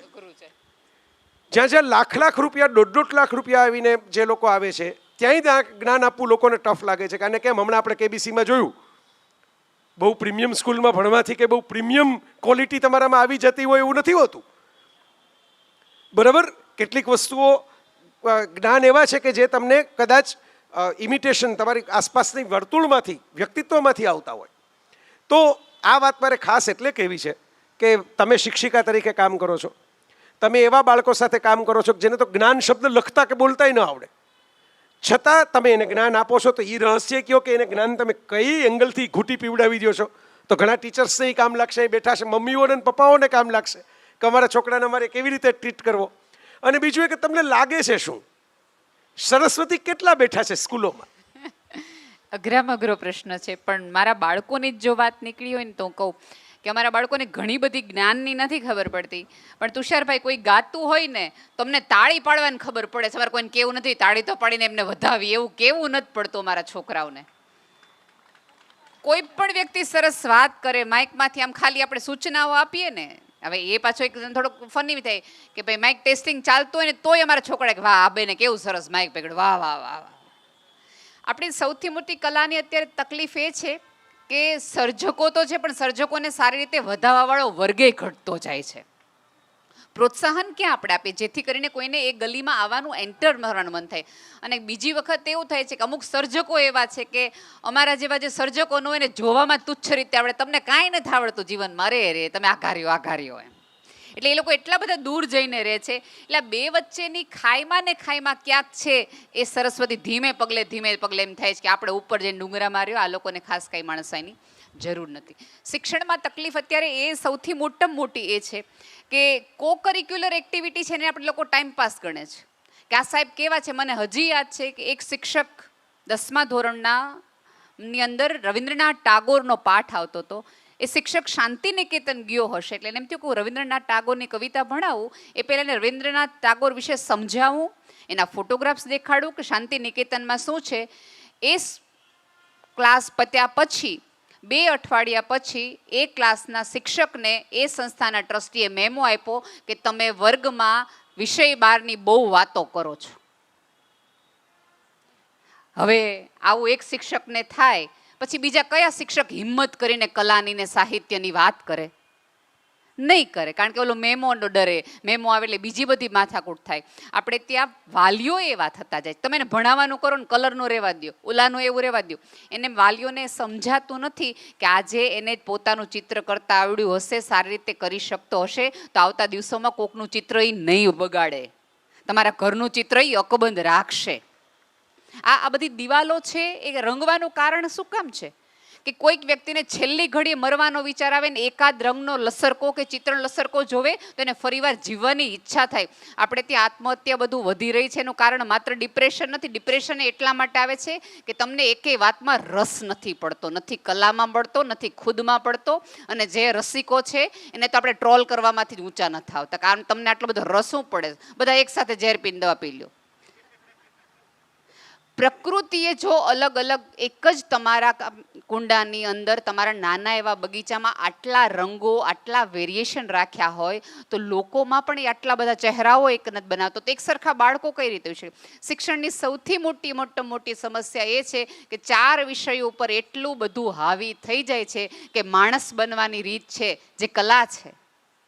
જો ડસવાનું, ભસવાનું, કરડવાનું એ બધા જ પ્રાણીઓને આવડે, મચ્છરથી લઈને વાઘ સુધી આ બધી પ્રવૃત્તિ બધાને આવડે. માણસ એક જ એવો પ્રાણી છે કે જેને હસતા અને હસાવતા આવડે, કોકનું દુઃખ અને પીડા કરતો સ્વજન બનતા આવડે. અને એ છે ને એ કલાથી થાય, સાહિત્યથી થાય. કોકનું સારું જોઈને તમને અંદરથી એને વધાવવાની મન થાય. તાળી પાડવાની પ્રવૃત્તિ જ ઓછી થઈ ગઈ છે. હવે આપણે ક્યારે તાળી પાડી છે? કોકને પડતા જોઈને, કોઈને ઉગતા જોઈને તાળી પાડનારો વર્ગ જ ન થવે રહ્યો.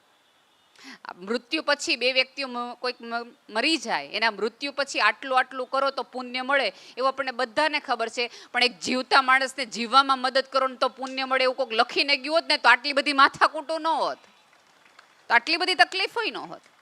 કલા છે એ તમને માણસ બનાવવાના, એક સંવેદનશીલ માણસ બનાવવાની પ્રક્રિયા છે. એટલે અહીંયા બેઠેલા તમામ વાલીઓને વિનંતી છે કે તમારું નાનું એવું બાળકને એકાદ કલામાં રસ પાડજો. અને એની માટે બહુ જરૂરી છે કે બાળકને જ્યાં જવું હોય ત્યાં તમે લઈ જાઓ. આપણે ક્યાં લઈ જઈએ છીએ બાળકને? આપણે જ્યાં જવું હોય ને ત્યાં બાળકને લઈ જઈએ છીએ. બાળકને જ્યાં જવું જોઈએ ત્યાં નથી લઈ જતા. આપણે બાળકને ક્યારેય, બાળક ફૂલ પકડે છે, ચૂંટે છે તો તરત બાળક આમથી આમ કરી નાખે છે, તો ક્યારેય આપણે એમ નથી કહેતા કે બેટા અમુક ફૂલો છે એને જોવાના હોય, એને સ્પર્શવાના હોય, એને સુગંધ લેવાની હોય. બધા ફૂલો તોડીને આપણા ઘરે લાવવાના ન હોય, પછી એસિડની ઘટનાઓ થાય. આખી વાત છે શિક્ષણની આ છે. એટલે અહીંયા બેઠા તમામ વ્યક્તિઓ અને જયભાઈ અને આ આખી વાત આ બધું શું છે? ક્યાંક એ જીવતો રાખવાનું. શિક્ષણ ક્યાં નિષ્ફળ થાય ત્યાં આ બધા પુસ્તકો કામ લાગે એવું મારી અંગત સમજ છે. વાહ વાહ, બહુ સરસ વાત. અને તમે બોલતા હતા હસવાનું ને એમાંથી મને યાદ આવ્યું કે ભાષા પણ ખરેખર માણસ પાસે જ છે.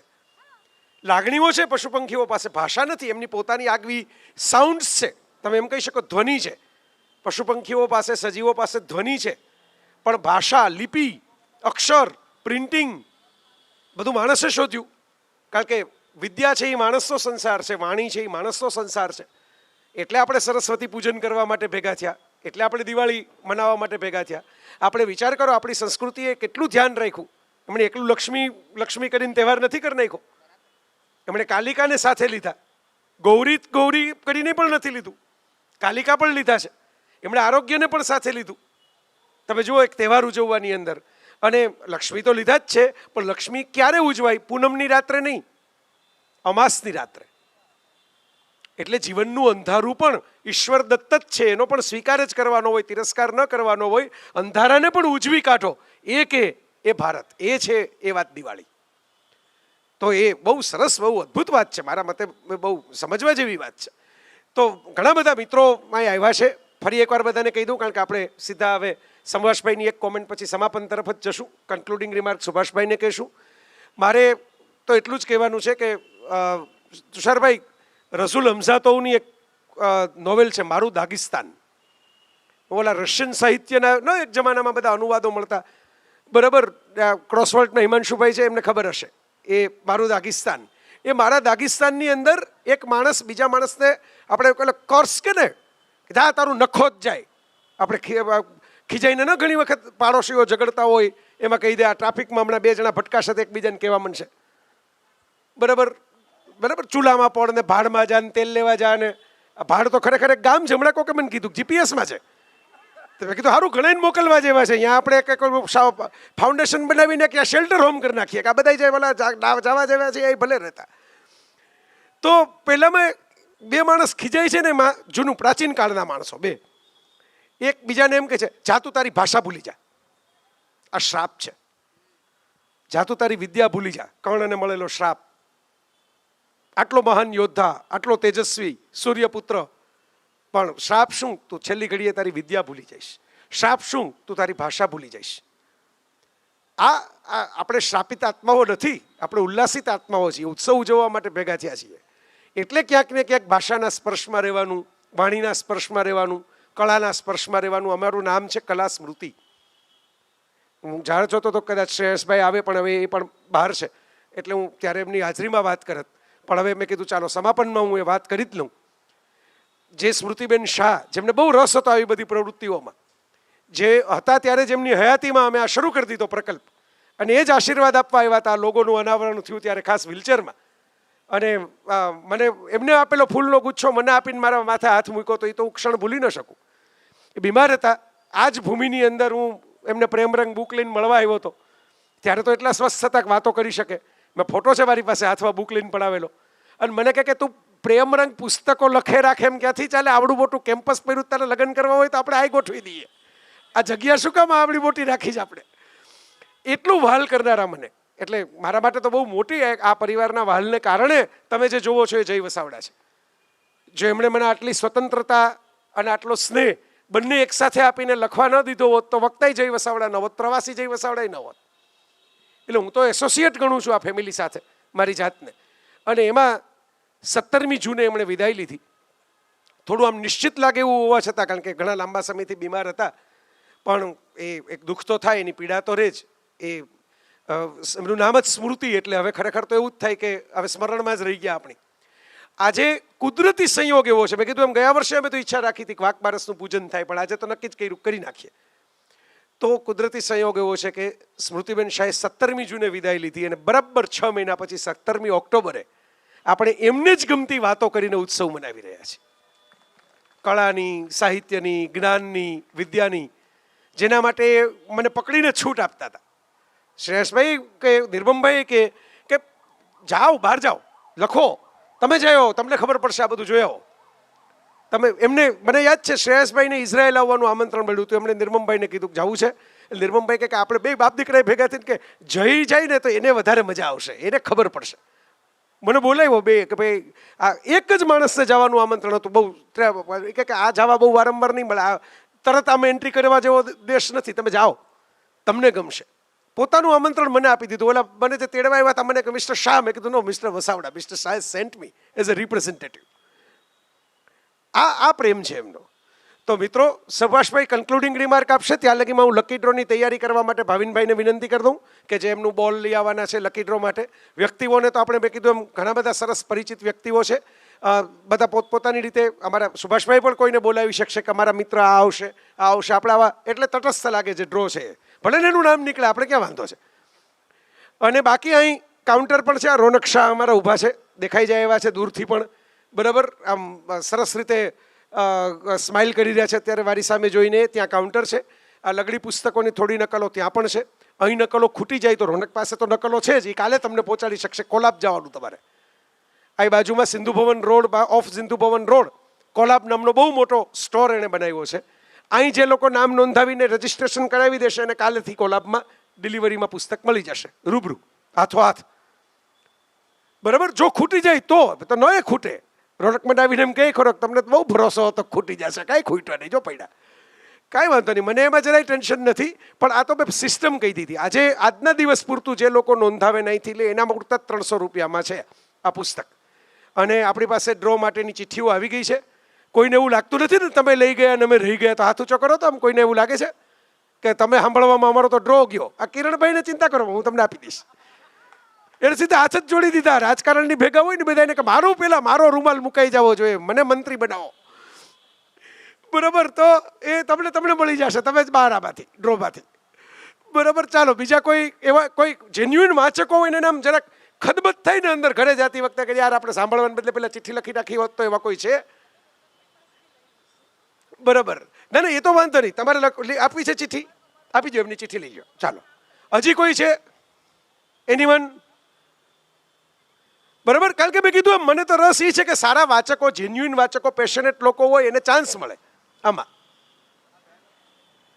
એટલે તો આપણે આ ભાવિનભાઈ કહેતા હતા કે આપણે 10 પુસ્તકોનું કરીએ. મેં કીધું કે ના, હવે કરવું જોઈએ તો 15નું કરો, 10નું શું કરો? અમારું નાનકડું પુસ્તક છે, મોટું થોડું છે, વજનદાર, જાજુ બહુ મોંઘું નથી, અમે સસ્તું કરવાઈ દઈશું. ચાલો કોઈ એનીવન? હજી કહું છું પાછળ બેઠેલામાંથી કોઈ હાથ ઊંચો કરો તો અમને ખ્યાલ આવે. ઓકે. તો પછી અમે ડ્રોમાં જાય. તમને ફેર ડ્રો લાગવો જોઈએ, તમને એમ ના લાગવું જોઈએ ઘરે જાત યાર દિવાળીમાં ભેગા થયા છો, આમ વિલું મોટું કરીને જાવ તો કોને ગમે. તો જેમને પાસેથી આપણે ડ્રોની એક ચિઠ્ઠી ખેંચાવશું, અહીં બેઠેલા 3 મિત્રોને તો હું કહી જ દઉં છું, આગળ જે 3 ખુરશી છે તમારે ત્રણે તો એક ચિઠ્ઠી ખેંચી જ લેવાની છે. પાછળ કોર્પોરેશનમાંથી તેજસભાઈ આવ્યા છે, તેજસભાઈને કહું એને ગઢવીભાઈ આવી જાય, બરાબર, આ ચિઠ્ઠી ખેંચવા માટે. અને શરદભાઈ તમે પધારો. સમિતા, તમારા પિતાશ્રીને બોલાવો ખાસ, જે મારા સૌથી વધારે લેક્ચર સાંભળી ચૂક્યા છે ને, તો ખાસ બોલાવો. ઓકે. એમને હવે બાકીના તમને બોલાવી લ્યો. અને બસ સુભાષભાઈ કન્ક્લુડિંગ રિમાર્ક આપશે ખાલી. એ કન્ક્લુડિંગ રિમાર્ક 1.2 મિનિટનો જે એમને આપવો હોય. અને પછી આના પછી આપણે માત્ર મેં કીધું એમ સીધો ડ્રો. હા, લાલો ટીમ્બળ આવી ગયા. ઓ આઈ સી. અરે વાહ, ક્યાં બાત હે, વાહ ભાઈ વાહ, બહુ સરસ, સો સ્વીટ. મને એમ હતું કે હજી આવ્યા નથી એટલે હું રાહ જોયા કરતો હતો. મને રીવા જેવું લાગ્યું તો ખરું, પણ રીવા અંધારામાં બેઠી છે, હું અજવાળામાં બેઠો છું. યસ. ઓકે. સો સોરી. એટલે હું એમ લાગ્યું કે વાત નથી તો હવે ક્યાંથી યાદ કરશું, પણ દ્વારકાધીશે તમને પહોંચાડી દીધા ખરા. ચાલો, કૃષ્ણ સદા સાહિત્ય. હું તમને એ વાત કહી દઉં, લાલો નામની એક ફિલ્મ આવી છે. મારા એવા મિત્રો જે લોકો ફિલ્મો જોતા નથી ને જોઈ તો તરત વખોડી કાઢે છે, એવા લોકો મને મેસેજ કરીને કહે છે કે ભાઈ આ જોવા જેવી છે, આ જોજો, આ સારી બની છે. અને એમાં 2-3 તો એવા છે કે જે પોતે ફિલ્મોમાં ને એમાં હોય, એટલે છતાંય એ કહેતા હોય એટલે મારે એને વેલિડ ગણવા પડે કે આ લોકો તો કંદોય પણ બીજાની મીઠાઈના વખાણ કરે છે. તો આ એ ફિલ્મ છે. મુદ્દો એ છે કે મારે જ જોવી હતી. ગઈકાલે મેં પ્રયત્ન કર્યો પણ જોવા જઈ જ ન શકાયું, કારણ કે લેટ નાઇટ શો કોઈ આપણી બાજુના મલ્ટીપ્લેક્સમાં છે નહીં. આજે તો ફ્લડ આવી ગયું નવી ફિલ્મોનું દિવાળીને કારણે. તો આપણી ફરજમાં એ આવે કે આપણે સારી ફિલ્મો જોવા જાય તો એના શો વધે ને શો ટકે. તો અમારે જેવા કોકને રાતના 11 વાગે જોવા જવું હોય તો એકાદો શો નીકળી પડે આસપાસમાં. તો એની ટીમ પણ આવી છે લાલોની, એટલે આપણે આ ડ્રોમાં પછી એમને પણ પછી સામેલ વચ્ચે કરી લેશું. સુભાષભાઈ, તમારો કન્ક્લુડિંગ રિમાર્ક, અને પછી હું તો ખસી જઈશ. લાલોને સ્ટેજ આપવાનું છે, અમારે લોકોને નથી બેઠા રહેવાનું, બરાબર? એટલે અમે લોકો 3 ખસી જશું અને એ લોકો એમની વાતો કરે, તમે ન ખસતા પાછા. સલીમ અલી કરીને આપણા એક બર્ડ વોચર હતા. 80 વર્ષ પછી મેઘાલયમાં 500 સીસીની બાઇક, દુબળું પાતળું શરીર હતું મારી જેવું, 500 સીસીની બાઇક લઈને સલીમ અલી એક દુર્લભ પંખી, જે લોકો એવું માનતા હતા કે લુપ્ત થઈ ગયું છે, પણ આદિવાસીઓ કહેતા હતા કે આ પંખી છે, એને શોધવા નીકળ્યા. એક સ્કૂલમાં પ્રશ્નોત્તરીમાં ગયા તો જય કોઈક નાની દીકરીએ પૂછ્યું કે Salim Ali, ultimately at the age of 80 what is this? આ 80 વર્ષે શું આ? What is this? For what you are doing this? Salim Ali એવું કીધું કે for better understanding of life, જીવન વધુ બહેતર રીતે સમજી શકું. છેલ્લું નામ લઉં, વિક્ટર ફ્રેન્કલ કરીને એક બીજા વિશ્વયુદ્ધમાં યહૂદી હતો, એને જેલ થયેલી અને બહુ જ યાતના છાવણીમાંથી બહાર નીકળ્યો. એનું એક લેક્ચર સિરીઝ હતી, સે યસ ટુ લાઈફ. જો કાંઈ શીખવાનું છે, જયના પુષ્કળ પુસ્તકોના નિરંતર લખ્યા કરે છે, વર્ચ્યુઅલી ઓનલાઈન ને ઓફલાઈન બોલ્યા કરતો હોય છે, એ બધું લખતો હોય છે. અને તમે overall if somebody would ask me ultimately at the end of the day જય શું કહે છે, તો હું એમ કહું છું કે જય એમ કહે છે કે say yes to life, all yes to life. Thank you. અને thank you for visiting this place for Jay, and specifically in this premises કે જ્યાં સ્મૃતિ બેનની સ્મૃતિઓ છે. યસ, એકવાર જોરદાર તાલીઓ. આજના કાર્યક્રમ સરસ્વતી પૂજન અને દિવાળીના સ્નેહ મિલનને હવે આપણે જેની અને જ્યારે આ શરૂઆત થઈ ત્યારે સૌથી પહેલું સોંગ જ જે લખાયું એ તુષાર સરે આ કલાસ્મૃતિને આપ્યું છે, જેનાથી આ કલાસ્મૃતિ એક નેહલ મેમને વિનંતી કે પ્લીઝ નેહલ મેમ આપ પણ સ્ટેજ પર આવજો.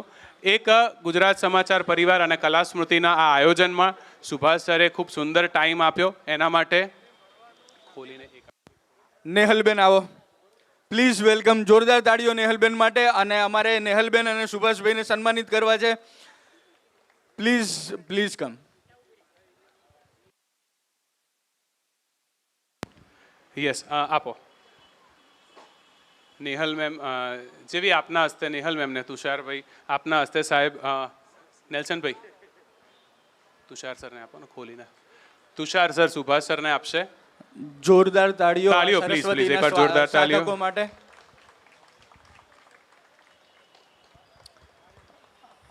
એક આપ ચારનો એક સુંદર એક ફોટો જોઈએ છે આપણે સ્મૃતિ માટે આજની. હા જી.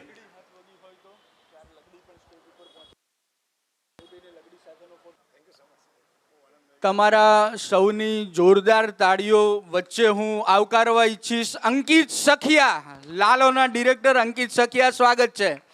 પછી હું તમને એક દ્રશ્ય કહેવા જઈ રહ્યો છું, બધા મને તમે ધ્યાનથી સાંભળજો કે જે સ્ત્રીઓ હોય ને, જે લેડીઝ હોય ને, એમને એક્ઝેક્ટલી ખબર પડે કે ક્યારે કોક કઈ જગ્યાએ કોઈ ઓકવર્ડ પોઝિશનની અંદર તમે મુકાવ ને એટલે ચોક્કસ પ્રકારના ભાવ એ સ્ત્રીના ચહેરા ઉપર આવે. તમને એ ચહેરા ઉપરથી ખબર પડે કે આને નથી ગમ્યું, આને નથી ગમ્યું. એવા ભાવ ખૂબ જ સરસ રીતે લાલોની સ્ક્રીન ઉપર ઉપસાવનાર અભિનેત્રી રીવા રાચની જોરદાર તાળીઓ સાથે સ્વાગત કરશું.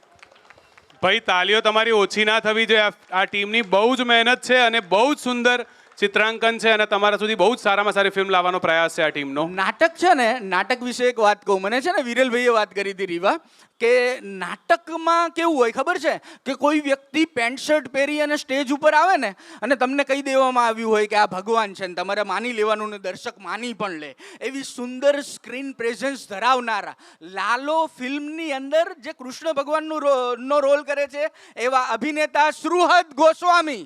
જોરદાર તાળીઓ સાથે શ્રુહદભાઈને આપણે આવકારીશું. અને જેમનું કામ લાલોમાં મને અંગત રીતે ખૂબ જ ગમ્યું છે અને ખૂબ જ દમદાર પાત્ર જેમણે ભજવ્યું છે એવા લાલો એટલે કે કરણભાઈ. કરણભાઈની જોરદાર તાળીઓ સાથે આપણે સ્વાગત કરીશું. અને તમારો વધારે ટાઈમ ન લેતા હું માઇક ટ્રાન્સફર કરીશ લાલોની ટીમને. અંકિતભાઈ. અંકિતભાઈ ખૂબ જ ભોળા માણસ છે. આપણે અંકિતભાઈને સાંભળીશું ને એટલે આપણને ખ્યાલ આવશે. પ્લીઝ.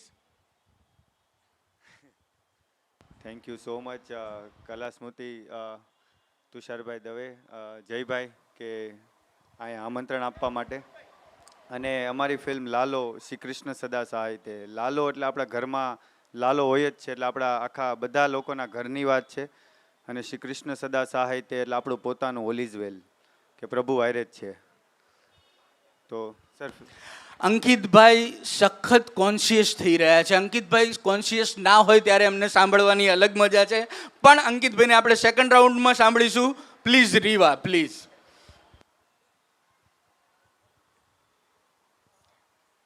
નમસ્તે, જય શ્રી કૃષ્ણ. સૌથી પહેલાં તો કલા સ્મૃતિ, તુષારભાઈ, જયભાઈનો ખૂબ ખૂબ આભાર કે અમને લોકોને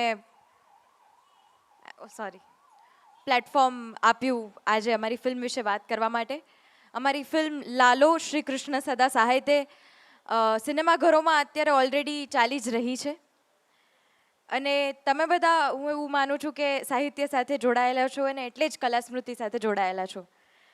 મારે આ ફિલ્મ વિશે એ વાત કરવી છે કે સાહિત્યનું કામ છે વાર્તા કે કોઈ પણ રીતે કંઈક વાત પહોંચાડવી.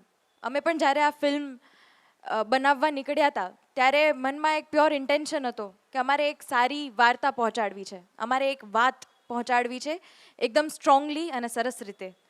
અને કદાચ અમે લોકો અમારામાં લિટરેચરવાળું પેલું નથી, એટલે અમે રાઇટર્સ કે પોએટ્સ નથી, પણ અમે ફિલ્મ મેકર્સ છીએ, એક્ટર્સ છીએ. એટલે અમારી કદાચ વાત કહેવાની રીત ફિલ્મ છે. તો આ ફિલ્મમાં અમે એક બહુ જ સુંદર વાર્તા કહેવાનો પ્રયત્ન કર્યો છે અને બહુ દિલથી કર્યો છે. તમે જોઈ શકો છો એમ મારી સાથે જે પણ અંકિતભાઈ છે, શ્રુહદ છે, કરણ, અમે બધા જ બહુ યંગ ટીમ છીએ. એટલે આમાં તો ઘણા લોકોનું તો એવું છે કે પહેલી વાર અમે ફિલ્મ બનાવી છે. જેમ કે અંકિતભાઈ છે, એમની પહેલી ફિલ્મ છે એઝ અ ડિરેક્ટર. જોરદાર તાળીઓ અંકિતભાઈ માટે. કરણ છે, એની પહેલી પિક્ચર છે એઝ અ હીરો. અને એવી જ રીતે ટીમના અનેક લોકો છે. અમારા જે ડીઓપી છે, સિનેમેટોગ્રાફર, એની પણ પહેલી ફિલ્મ છે. અમારા મ્યુઝિક ડિરેક્ટરની પહેલી ફિલ્મ છે. એટલે તમે સમજી શકો છો કે જ્યારે આપણે પહેલી વાર કોઈ પગલું લેતા હોય તો કેટલું સમજી વિચારીને મહેનતથી એકદમ કંઈ કચાશ ના રહે એવી ચોકસાઈ સાથે એ પગલું ભરતા હોઈએ છીએ. તો હવે જ્યારે આટલા બધા લોકો પહેલું પગલું ભરતા હોય તો કેટલી ચોકસાઈ અને કેટલી ચીવટથી અમે આ ફિલ્મ બનાવી હશે. તો બસ એટલું જ કહીશ કે યુટ્યુબ પર તમે પહેલાં ટ્રેલર જોજો લાલોનું. લાલો લખશો એટલે ટ્રેલર આવી જશે. જો તમને ટ્રેલર ઇન્ટરેસ્ટિંગ લાગે તો ફિલ્મ તો ઓલરેડી થિયેટર્સમાં ચાલે જ છે, તો પ્લીઝ જઈને જોવા જજો અમારી ફિલ્મ લાલો શ્રી કૃષ્ણ સદા સહાયતે. અને ટાઇટલ પરથી તમે સમજી ગયા હશો કે ભગવાન શ્રી કૃષ્ણની વાત થાય છે. એટલે આમ તો બધે તુષારભાઈ પ્રમોશન્સમાં અમે જઈએ તો એવું કહું કે આપણા કહેવાય ને કે પૂજ્ય કરતાં પણ વહાલા છે શ્રી કૃષ્ણ. એ ભગવાન એક એવા ભગવાન છે, કદાચ કૃષ્ણ આપણને બધાને સૌથી વધારે એટલા માટે ગમે છે કારણ કે એ આપણને સખા ભાવે મળે છે, મિત્ર ભાવે મળે છે. મિત્ર ભાવે પ્લીઝ મળે કન્ટિન્યુ છે. રીવા. અને એવું જ ક્યાંક ને ક્યાંક આ ફિલ્મમાં પણ છે. ભગવાન શ્રી કૃષ્ણ જો આજના યુગમાં આપણી ગુજરાતની ધરતી, કાઠિયાવાડની ધરતી, અમે જૂનાગઢમાં ફિલ્મ શૂટ કરી છે, તો એ ધરતી પર આવે અને આપણી જ ભાષામાં આપણી સાથે વાત કરે, ગુજરાતીમાં આપણી સાથે વાત કરતા હોય અને પછી શું સંવાદ થાય એના પર જે આખી ફિલ્મ છે. ગીતા ઉપદેશ છે ફિલ્મમાં, પણ ક્યાંય તમને એવું નહીં લાગે કે લેક્ચર સાંભળી રહ્યા છો. મનોરંજન પણ એટલું જ છે અને સામાજિક પ્રશ્નો, સમસ્યાઓ પણ અમે એવી જ ડિસ્કસ કરવાની કોશિશ કરી છે. એટલે કહેવાય ને કે બધું જ મિશ્રણ છે આ ફિલ્મમાં અને બહુ જ દિલથી બનાવી છે આ ફિલ્મ. યંગ ટીમ છે, તો એઝ અ યંગ ટીમની રેપ્રેઝેન્ટેટિવ હું તમને ખાલી એટલી અપીલ કરીશ કે પ્લીઝ યંગ આર્ટિસ્ટને સપોર્ટ કરવા. તમે જેમ કદાચ કલા સ્મૃતિમાં આવો છો લિટરેચર સપોર્ટ કરવા, એ જ રીતે સિનેમાઘરોમાં અમારી ફિલ્મ સપોર્ટ કરવા માટે જોવા જશો. લાલો શ્રી કૃષ્ણ સદા સહાયતે. કરણભાઈ ધેન શ્રુહદ. કરણભાઈ પ્લીઝ. પહેલાં તો જય શ્રી કૃષ્ણ બધાને. હું થોડોક આશ્ચર્યચકિત છું કેમ કે આટલા મહાનુભાવો, સારા સારા લેખક આપણી વચ્ચે ઉપસ્થિત છે ને મારા હાથમાં માઇક આપ્યું કઈ રીતે આ લોકોએ, મને એ જ સમજાતું નથી. કેમ કે એટલા સારા શબ્દો મને ખબર ને, અભ્યાસ નથી. જેમ કે રીવાએ કહ્યું કે અમે કલાકારો છીએ, તો એક તમારા બાળક રીતે, મારી જે ઉંમરના લોકો છે, એક મિત્ર રીતે હું તમને હકથી એટલું ખાલી કહી શકું છું કે આ ફિલ્મ જોવો, તમને મજા આવશે. અને તુષારભાઈએ અમને અહીંયા ઇન્વાઇટ કર્યા છે, એમને ઓલરેડી ફિલ્મ જોઈ છે, તો કદાચ અમારા પર નહીં પણ તુષારભાઈ ઉપર તમે વિશ્વાસ કરી જ શકો છો કે અમને ફિલ્મ જોઈને ઇન્વાઇટ કર્યા તો ફિલ્મ કેવી હશે. ઠીક છે, ફિલ્મો બાબતે મારા ઉપર વિશ્વાસ કરી શકાય છે. હા તો અમને ઇન્વાઇટ કરવા બદલ તુષારભાઈ દવેનો ખૂબ ખૂબ ધન્યવાદ. કલા સ્મૃતિ થેન્ક યુ. ફિલ્મ ઓલરેડી થિયેટર્સમાં છે તો ટિકિટ લઈને પ્લીઝ તમે જોવા જાઓ અને અમારી આખી ટીમને ગમે ના ગમે ગમશે જ તમને, આઈ એમ શ્યોર. જણાવજો સોશિયલ મીડિયા ઉપર. જય શ્રી કૃષ્ણ. Thank you. સુહૃદ ગોસ્વામીનો મારે પરિચય આપવો છે કે તમારે કોઈ પણ એક્ટરની રેન્જ માપવી હોય ને તો હું તમને ખાલી 2 એક્ઝામ્પલ આપું. કાશી રાઘવ નામની ગુજરાતી ફિલ્મ જોવાની, એમાં એક ટ્રક ડ્રાઈવરના ક્લીનર તરીકેનું કેરેક્ટર જોવાનું, ધેન લાલો નામનું કેરેક્ટર જોવાનું, અને લાલો ફિલ્મની અંદર કૃષ્ણનું કેરેક્ટર જોવાનું. તમને એ રેન્જ વર્તાશે. ખૂબ જ સારી રેન્જ ધરાવતા અભિનેતા સુહૃદ Goswami. Please સુહૃદ. Thank you Tusharbhai, બહુ વધારે વખાણ કરી દીધા. પણ હું એટલું કહીશ કે છેલ્લા લગભગ 10 વર્ષથી અમે એક સપનું જોયું હતું આખી ટીમે કે એક ફિલ્મ બનાવી છે, અને ફિલ્મ બનાવી એ નાની માના ખેલ નથી. અમે લોકોએ સતત મહેનત કરી છે 10 વર્ષ, અને અત્યારે જઈને છેલ્લા 2 વર્ષથી અમે આ ફિલ્મ પર લાગેલા હતા, અને 10 ઓક્ટોબરે ફિલ્મ રિલીઝ થઈ છે, અત્યારે થિયેટર્સમાં છે.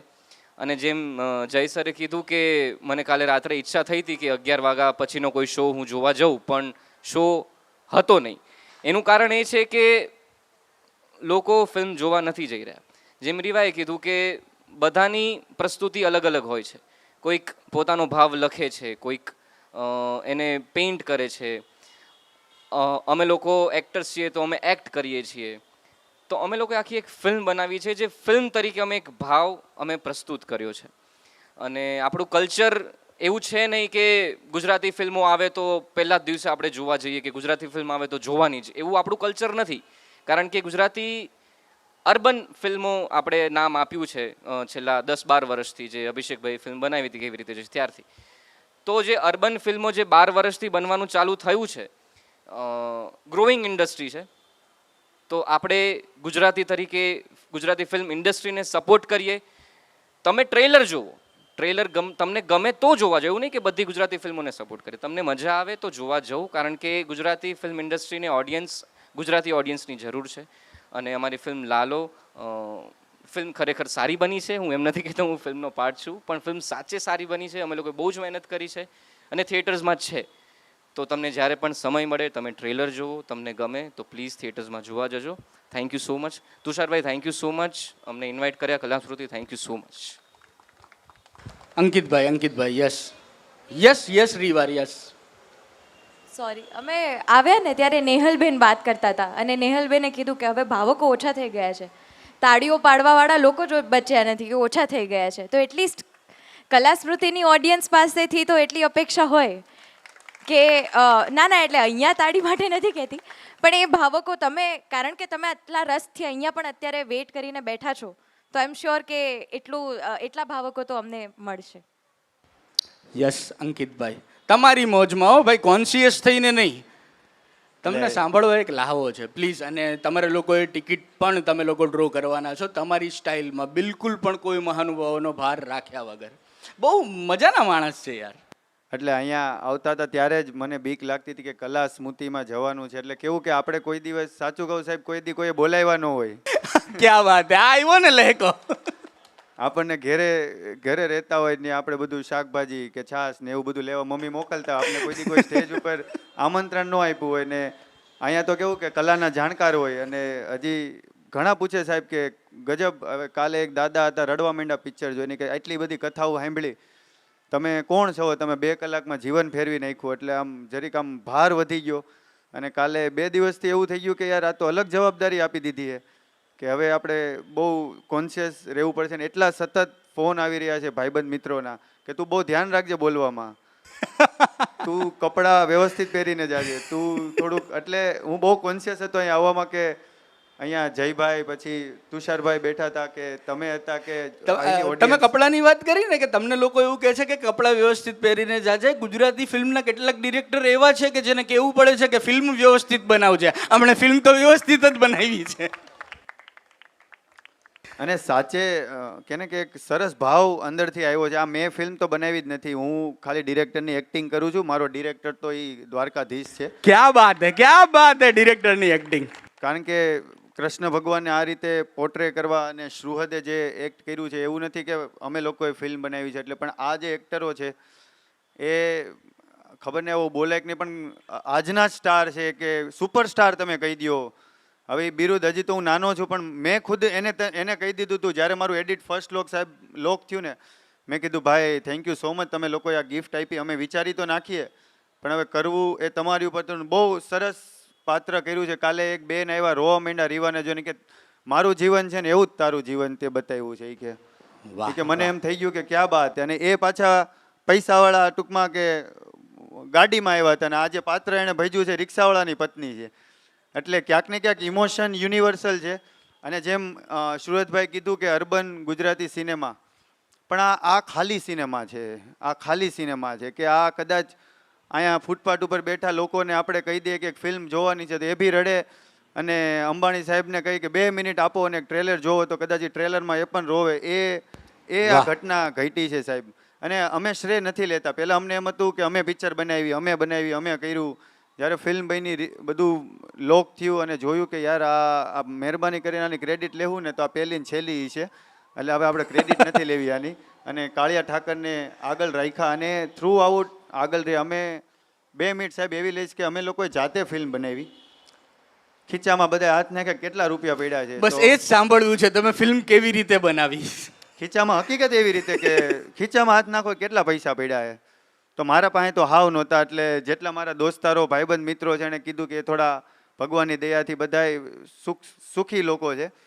અને એ લોકોએ કીધું કે હાલને ભાઈ આ વખતે ફરવા જવાનું બંધ રાખીએ. કે તને કંઈક આપીએ, તું કંઈક બનાવ એવું હોય તો કેટલા ટાઈમથી કહેશો કે તારી ઉપર કંઈક રમ કરી નાખીએ. મોમે હમણાં શેર માર્કેટમાં એ કે કંઈ છે નહીં તો તું કંઈક કર, તારી ઉપર રમી નાખી. હા, તો અમે લોકોએ બસ બહુ કે એવા ભાવ સાથે, અને તે ભગવાનને આગળ નહોતા રાખ્યા. ત્યારે તો હું પણ હતું કે અમે ફિલ્મ બનાવવા જઈ રહ્યા છીએ એમ, પણ ખાલી એક એવું હતું કે દિલથી ફિલ્મ બનાવી છે એમ. ઘણા લોકોએ કીધું કે આવી રીતે ન બનાવે, કીધું આ રીતે જ બનાવી, કે આવી રીતે ફ્લોપ છે, કીધું ફ્લોપ બનાવી પણ બનાવીએ. કીધું હવે આમાં કંઈ, કારણ કે એક એનર્જી સર આવતી હોય ને, હવે એનર્જીને ક્યાંક ચેનલાઇઝ તો કરવી ને. અને એક ફિલ્મ બનાવી, ફિલ્મ સરસ બની એટલે બધું રેડી થઈ ગયું. પછી વિરલભાઈએ ફિલ્મ જોઈ. વિરલભાઈના શબ્દો હતા very well made, very well crafted, very well shorted. એટલે આમ ઘડીક એમ થઈ ગયું કે આ સાચું બોલે છે કે ખોટું છે આમાં કંઈ. કારણ કે કોઈ દિવસ જેમ કીધું એમ કોઈ વખાણ જ ન કર્યા હોય આપણને, અને સીધા આપણને એટલા વખાણ કરે. અને પછી ફિલ્મ પાર્થિવભાઈ ગોહિલે જોઈ, માનસી મેમે જોઈ, સોલસૂત્રા જે મુંબઈનું બેનર, અને જે વાર્તા છે એ માટીની વાર્તા, આપણી જુનાગઢની વાર્તા, સૌરાષ્ટ્રની વાર્તા, દ્વારકાધીશની વાર્તા. અને એણે એમ કીધું કે અદ્ભુત ફિલ્મ. અને સાહેબ એ દિવસે હકીકત એમ થઈ ગયું કે નહીં ભાઈ, ભગવાન તો છે કે આપણે અહીંથી શરૂઆત કરીને આ લોકોને જો ફિલ્મ ગમી, એટલે ઓલું હોય ને નોટરીનો ખાલી પેપર હોય એમાં એક સિક્કો લાગી જાય કે ભાઈ આ જરાક હાચવીને રાખજો, આ કાગળિયું કામનું છે. એવી રીતે આ ફિલ્મ રિલીઝ થઈને અત્યારે ઘણા બધા કે થિયેટરોમાં લાગી છે. મને તો કોઈ દેવું વિચાર્યું નહોતું દિવાળીએ ફિલ્મ મોટા સ્ટારની આવે. હા, અને અમને એમ થયું કે આપણે આવડા મોટા છીએ કે આપણી દિવાળીએ પિક્ચર આવે છે એમ. એટલે અંદરથી એક કે ઓલું સતત બીક બી લાગે, અનુભૂતિ બી એવી થાય. તમે કીધું કોન્શિયસ થવાનું, પણ છેલ્લા 1.5 મહિનાથી એને સમજાતું જ નથી શું થઈ રહ્યું છે. કે કલાકે સુવાની ઈચ્છા ન થાય, કે જાગી જવાય, કે આને ઘરેથી એમ કે તું જમી લે, તારે જમવું પડશે, આ તું 10-20 કિલો લઈને તું ગમીને આટા મારે છે તારા શરીરનું.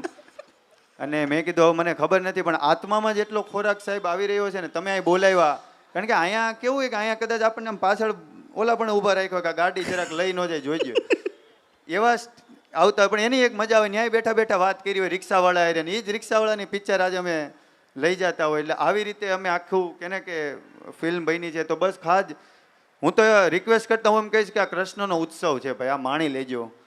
અને કૃષ્ણ ભગવાન એવા ભગવાન છે, આમ બધા બેઠા હોય ને, એટલે શંકર ભગવાન બેઠા હોય, શંકર ભગવાન ભાઈ બધા આવ ને, પછી આમ એક જણો ઊભો થઈને આમ અંદર જાય ને કે ઓફિસમાં બોલાય હોય તો જ જાય, ઓફિસમાં બેઠા હોય કાળિયો ઠાકર, કારણ કે એ બોલાવે તો જ આવવાનું હોય.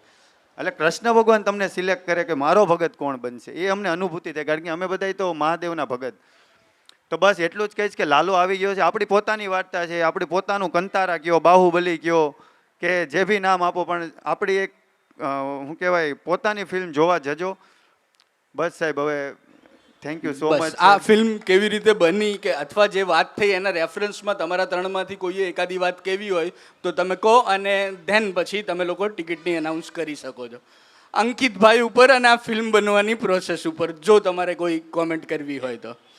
જે ગાયુંવાળો એક સીનની વાત કરી દો સર. કૃષ્ણ તો કૃષ્ણ છે. એટલે અંકિતે તો કીધું જ કે ભાઈ ફિલ્મ કેવી રીતે બની, કારણ કે ખીચામાં હાથ નાખ્યા કંઈ હતા નહીં પૈસા, એમને એમ નીકળી ગયા હતા, ખાલી રહેવાના ખાવાના પૈસા હતા, બાકી બધા આવી ગયા હતા, ફિલ્મ બનાવી છે. અને એટલા ચમત્કાર થયા આખી પ્રોસેસમાં કે જેની વાત જવા દો એમ, કે એ તમને ત્યારે ખબર ના પડે, પણ તમે જ્યારે આગળ જઈને બધું વિચારો ને કે શું શું થયું હતું આપણી જોડે, ત્યારે સમજાય કે ઓ ભાઈ આવું આવું થઈ ગયું હતું એમ. અમારે એક સીનમાં બેકગ્રાઉન્ડમાં અમુક ગાયો જોઈતી હતી કે આપણે દેખાડીએ ગાયો છે, બરાબર. અને એ વિસ્તાર એવો હતો, જુનાગઢમાં શૂટ કર્યું તો એ વિસ્તાર એવો હતો કે ત્યાં જનાવરો આવે, રોજ આવે. તો ત્યાં જેટલા બી અમે પૂછીએ જે ગાયો હોય જેમની પાસે, તો કે અમે તો ત્યાં નહીં લઈ જઈએ કારણ કે ત્યાં જનાવરો આવે. એટલે અમે 2 દિવસ સતત મથ્યા કે કોઈ એક ગાય આપી દો એમ, પણ કે નહીં નહીં ત્યાં તો નહીં, કારણ કે ગમે ત્યારે જનાવર આવી શકે. એટલે અમે છેલ્લે હાર માની લીધી કે ભાઈ અહીંયા આપણે ગાયો વગર શૂટ કરી લઈએ. અમે શૂટ કરવા ગયા એ દિવસે અને ત્યાં પહોંચ્યા તો સન બહુ હાર્શ હતો. તો અમે લોકોએ રાહ જોઈ કે ભાઈ 2-3 કલાક. કેમેરો એવો નહોતો કે ભાઈ સનને થોડુંક પેલું ઢાંકી દઈએ, કેમેરો સાદો હતો, એટલે અમારે 3 કલાક રાહ જોવી પડી. એટલે 3 કલાક રાહ જોઈ એટલામાં એક ભાઈ આવ્યા અને 7-8 ગાયો આવી. ઓહો. અને અહીં આવી કે હા હું સાંજ સુધી અહીંયા જ છું, કે તમારે શૂટ કરવું હોય તો કરી લ્યો. હા અહીંયા જ બેઠા કે. એટલે જે જગ્યાએ બધા લોકો ના પાડતા હતા કે અહીંયા તો ગાયો ના આવે, પણ ત્યાં ગાયો સામેથી આવી ગઈ. અમે લોકોએ શૂટ કરી લીધું અને એ લોકો નીકળી ગયા અને અમે નીકળી ગયા ને બધું થઈ ગયું. મતલબ આવા તો નાના નાના અઢળક ચમત્કારો આખી પ્રોસેસમાં થયા છે. એટલે પછી એવું થાય કે ના ના ભગવાન છે, તમારે શું કરવાનું, તમારે ખાલી તમારું કામ કરવાનું છે, એ આવીને તમને મદદ કરીને જતો રહેશે. શબ્દોની લગડી અને વિચારો તમારા સુધી પહોંચે એના માટે આપણે એક સરસ ડ્રો કરીએ. CJI ગ્રુપ, અમદાવાદનું કલ્ચરલ સાંસ્કૃતિક માહિતીનું ગ્રુપ, અને ભાવિનભાઈ શેઠ અને એમની સમગ્ર ટીમ. એક તો મારા પપ્પા, જેમને કારણે મને આ વિચાર આવેલો કે આવું કાર્યક્રમ અમે પણ કરીએ. એટલે પહેલા પપ્પાને બોલાવી. આવો પપ્પા. મારા ફઈ કે જે કાયમ મને આ બાબતે પ્રોત્સાહિત કરે, મુકુંદભાઈ દવે કે જે પણ મને આવી પ્રવૃત્તિઓમાં ઘણું બધું માર્ગદર્શન પણ આપે અને ભંડોળ બી આપે. મુકુંદભાઈ દવે, હસમુખભાઈ પારેખ કે જેમણે કેટલાય બધા પુસ્તકોનું અમારા ગ્રંથ મંદિરમાં દાન કર્યું. જે ક્ષણની રાહ જોવાતી હતી કે આપણે ડ્રો થાય અને આ લગડી તમારા સુધી પહોંચે, તુષાર સરે પહેલી નામ કાઢ્યું છે શકુંતલાબેન શેઠ. છે અહીંયા? એકવાર જોરદાર તાલીઓ. આગળ આવી જજો આપ. હવે આપણે બીજું, એમની બાજુમાં ધીમંત સર છે. ધીમંત સર એક ચિઠ્ઠી આપ પણ. પ્રિયકાંતભાઈ, એમને સાહેબને વિનંતી. ભાવિનભાઈ શેઠના પિતાશ્રી સાહેબ, એક આપના તરફથી નામ, જેમનું નામ બોલાય આગળ આવતા જજો. આપણે એક સાથે પછી છેલ્લે બધાને આપણે સ્મૃતિ ભેટ આપીશું. વિનોદભાઈ કલ્યાણ દેસાઈ, જોરદાર તાલીઓ. મુકુંદભાઈ દવે. સેજલ મોદી. હા, ઉષાબેન આવો. ઉષાબેન દલાલ, CJI ટીમ વતી. રક્ષા H મહેતા, અમદાવાદ. અંકિત સખિયા, લાલોના ડિરેક્ટર છે. યસ, અંકિતભાઈ માટે એકવાર તો લાલોની ટીમ માટે અને અંકિતભાઈ માટે જોરદાર તાલીઓ. NK ઝીંઝુવાડિયા. કરણભાઈ, કરણ જોશી, ખૂબ સારા અભિનેતા. કરણભાઈ માટે જોરદાર તાળીઓ. કરણભાઈ લાવ્યા છે. રેખા ઠક્કર. તેજસભાઈ આવ્યા છે. પ્લીઝ તેજસ સર આવો. ગોવિંદભાઈ A શાહ. હા. જિગ્નેશભાઈ પ્લીઝ આવો. સોનલ શાહ. ખૂબ જ સારા અભિનેત્રી રીવા રાજ માટે જોરદાર તાળીઓ. એકવાર જોરદાર તાલીઓ ઘનશ્યામભાઈ ડાંગર માટે. હસમુખભાઈ મહેતા. હા જી, આવો આવો સાહેબ. યુવરાજ ગાંગણા. સુરહદભાઈ લાલોની ટીમમાંથી. હવે સુરહદભાઈ એક ડ્રો આપશે. સુરહદ ગોસ્વામી, બહુ જ સારા અભિનેતા. સુરહદભાઈ માટે જોરદાર તાળીઓ. ચાવડા ગણપતભાઈ A. હવે એક ભાવિનભાઈ CJI ટીમ વતી. અચ્છા, his highness Ja Saheb, please come on the stage. આવો, એકવાર જોરદાર તાલીઓ જા સાહેબ માટે. Aastha. Yes Aastha, please come on the stage. Harshil Thakkar. શબ્દો અને વિચારોની લગડી લઈ જવા માટે આ છેલ્લો ડ્રોનું નામ. રીમા શાહ. જોરદાર તાળીઓ રીમાબેન માટે. હજી આપણે એવું નક્કી કર્યું છે કે જે કલ્યાણભાઈનો એમનો ડ્રોમાં નામ આવ્યું હતું એ એમણે મૂકી દીધું છે કે આ મારા તરફથી કોઈકને બીજાને આપણે ચાન્સ આપવો છે. એટલે ફરી એકવાર આપણે એક લાસ્ટ નામ ઉપાડીશું. ભાઈ કલ્યાણ માટે જોરદાર તાલીઓ. ભાઈ માટે પ્રિયકાંતભાઈ શેઠ. અને આ સાથે આજનો વાક બારસનો કાર્યક્રમ સરસ્વતી પૂજન અને દિવાળી મિલન અહીંયા સમાપ્ત કરીએ છીએ. અને ફરીવાર નવા વર્ષમાં પાછા ભેગા થઈશું અને કલાસ્મૃતિ સાથે જોડાયેલા રહેજો.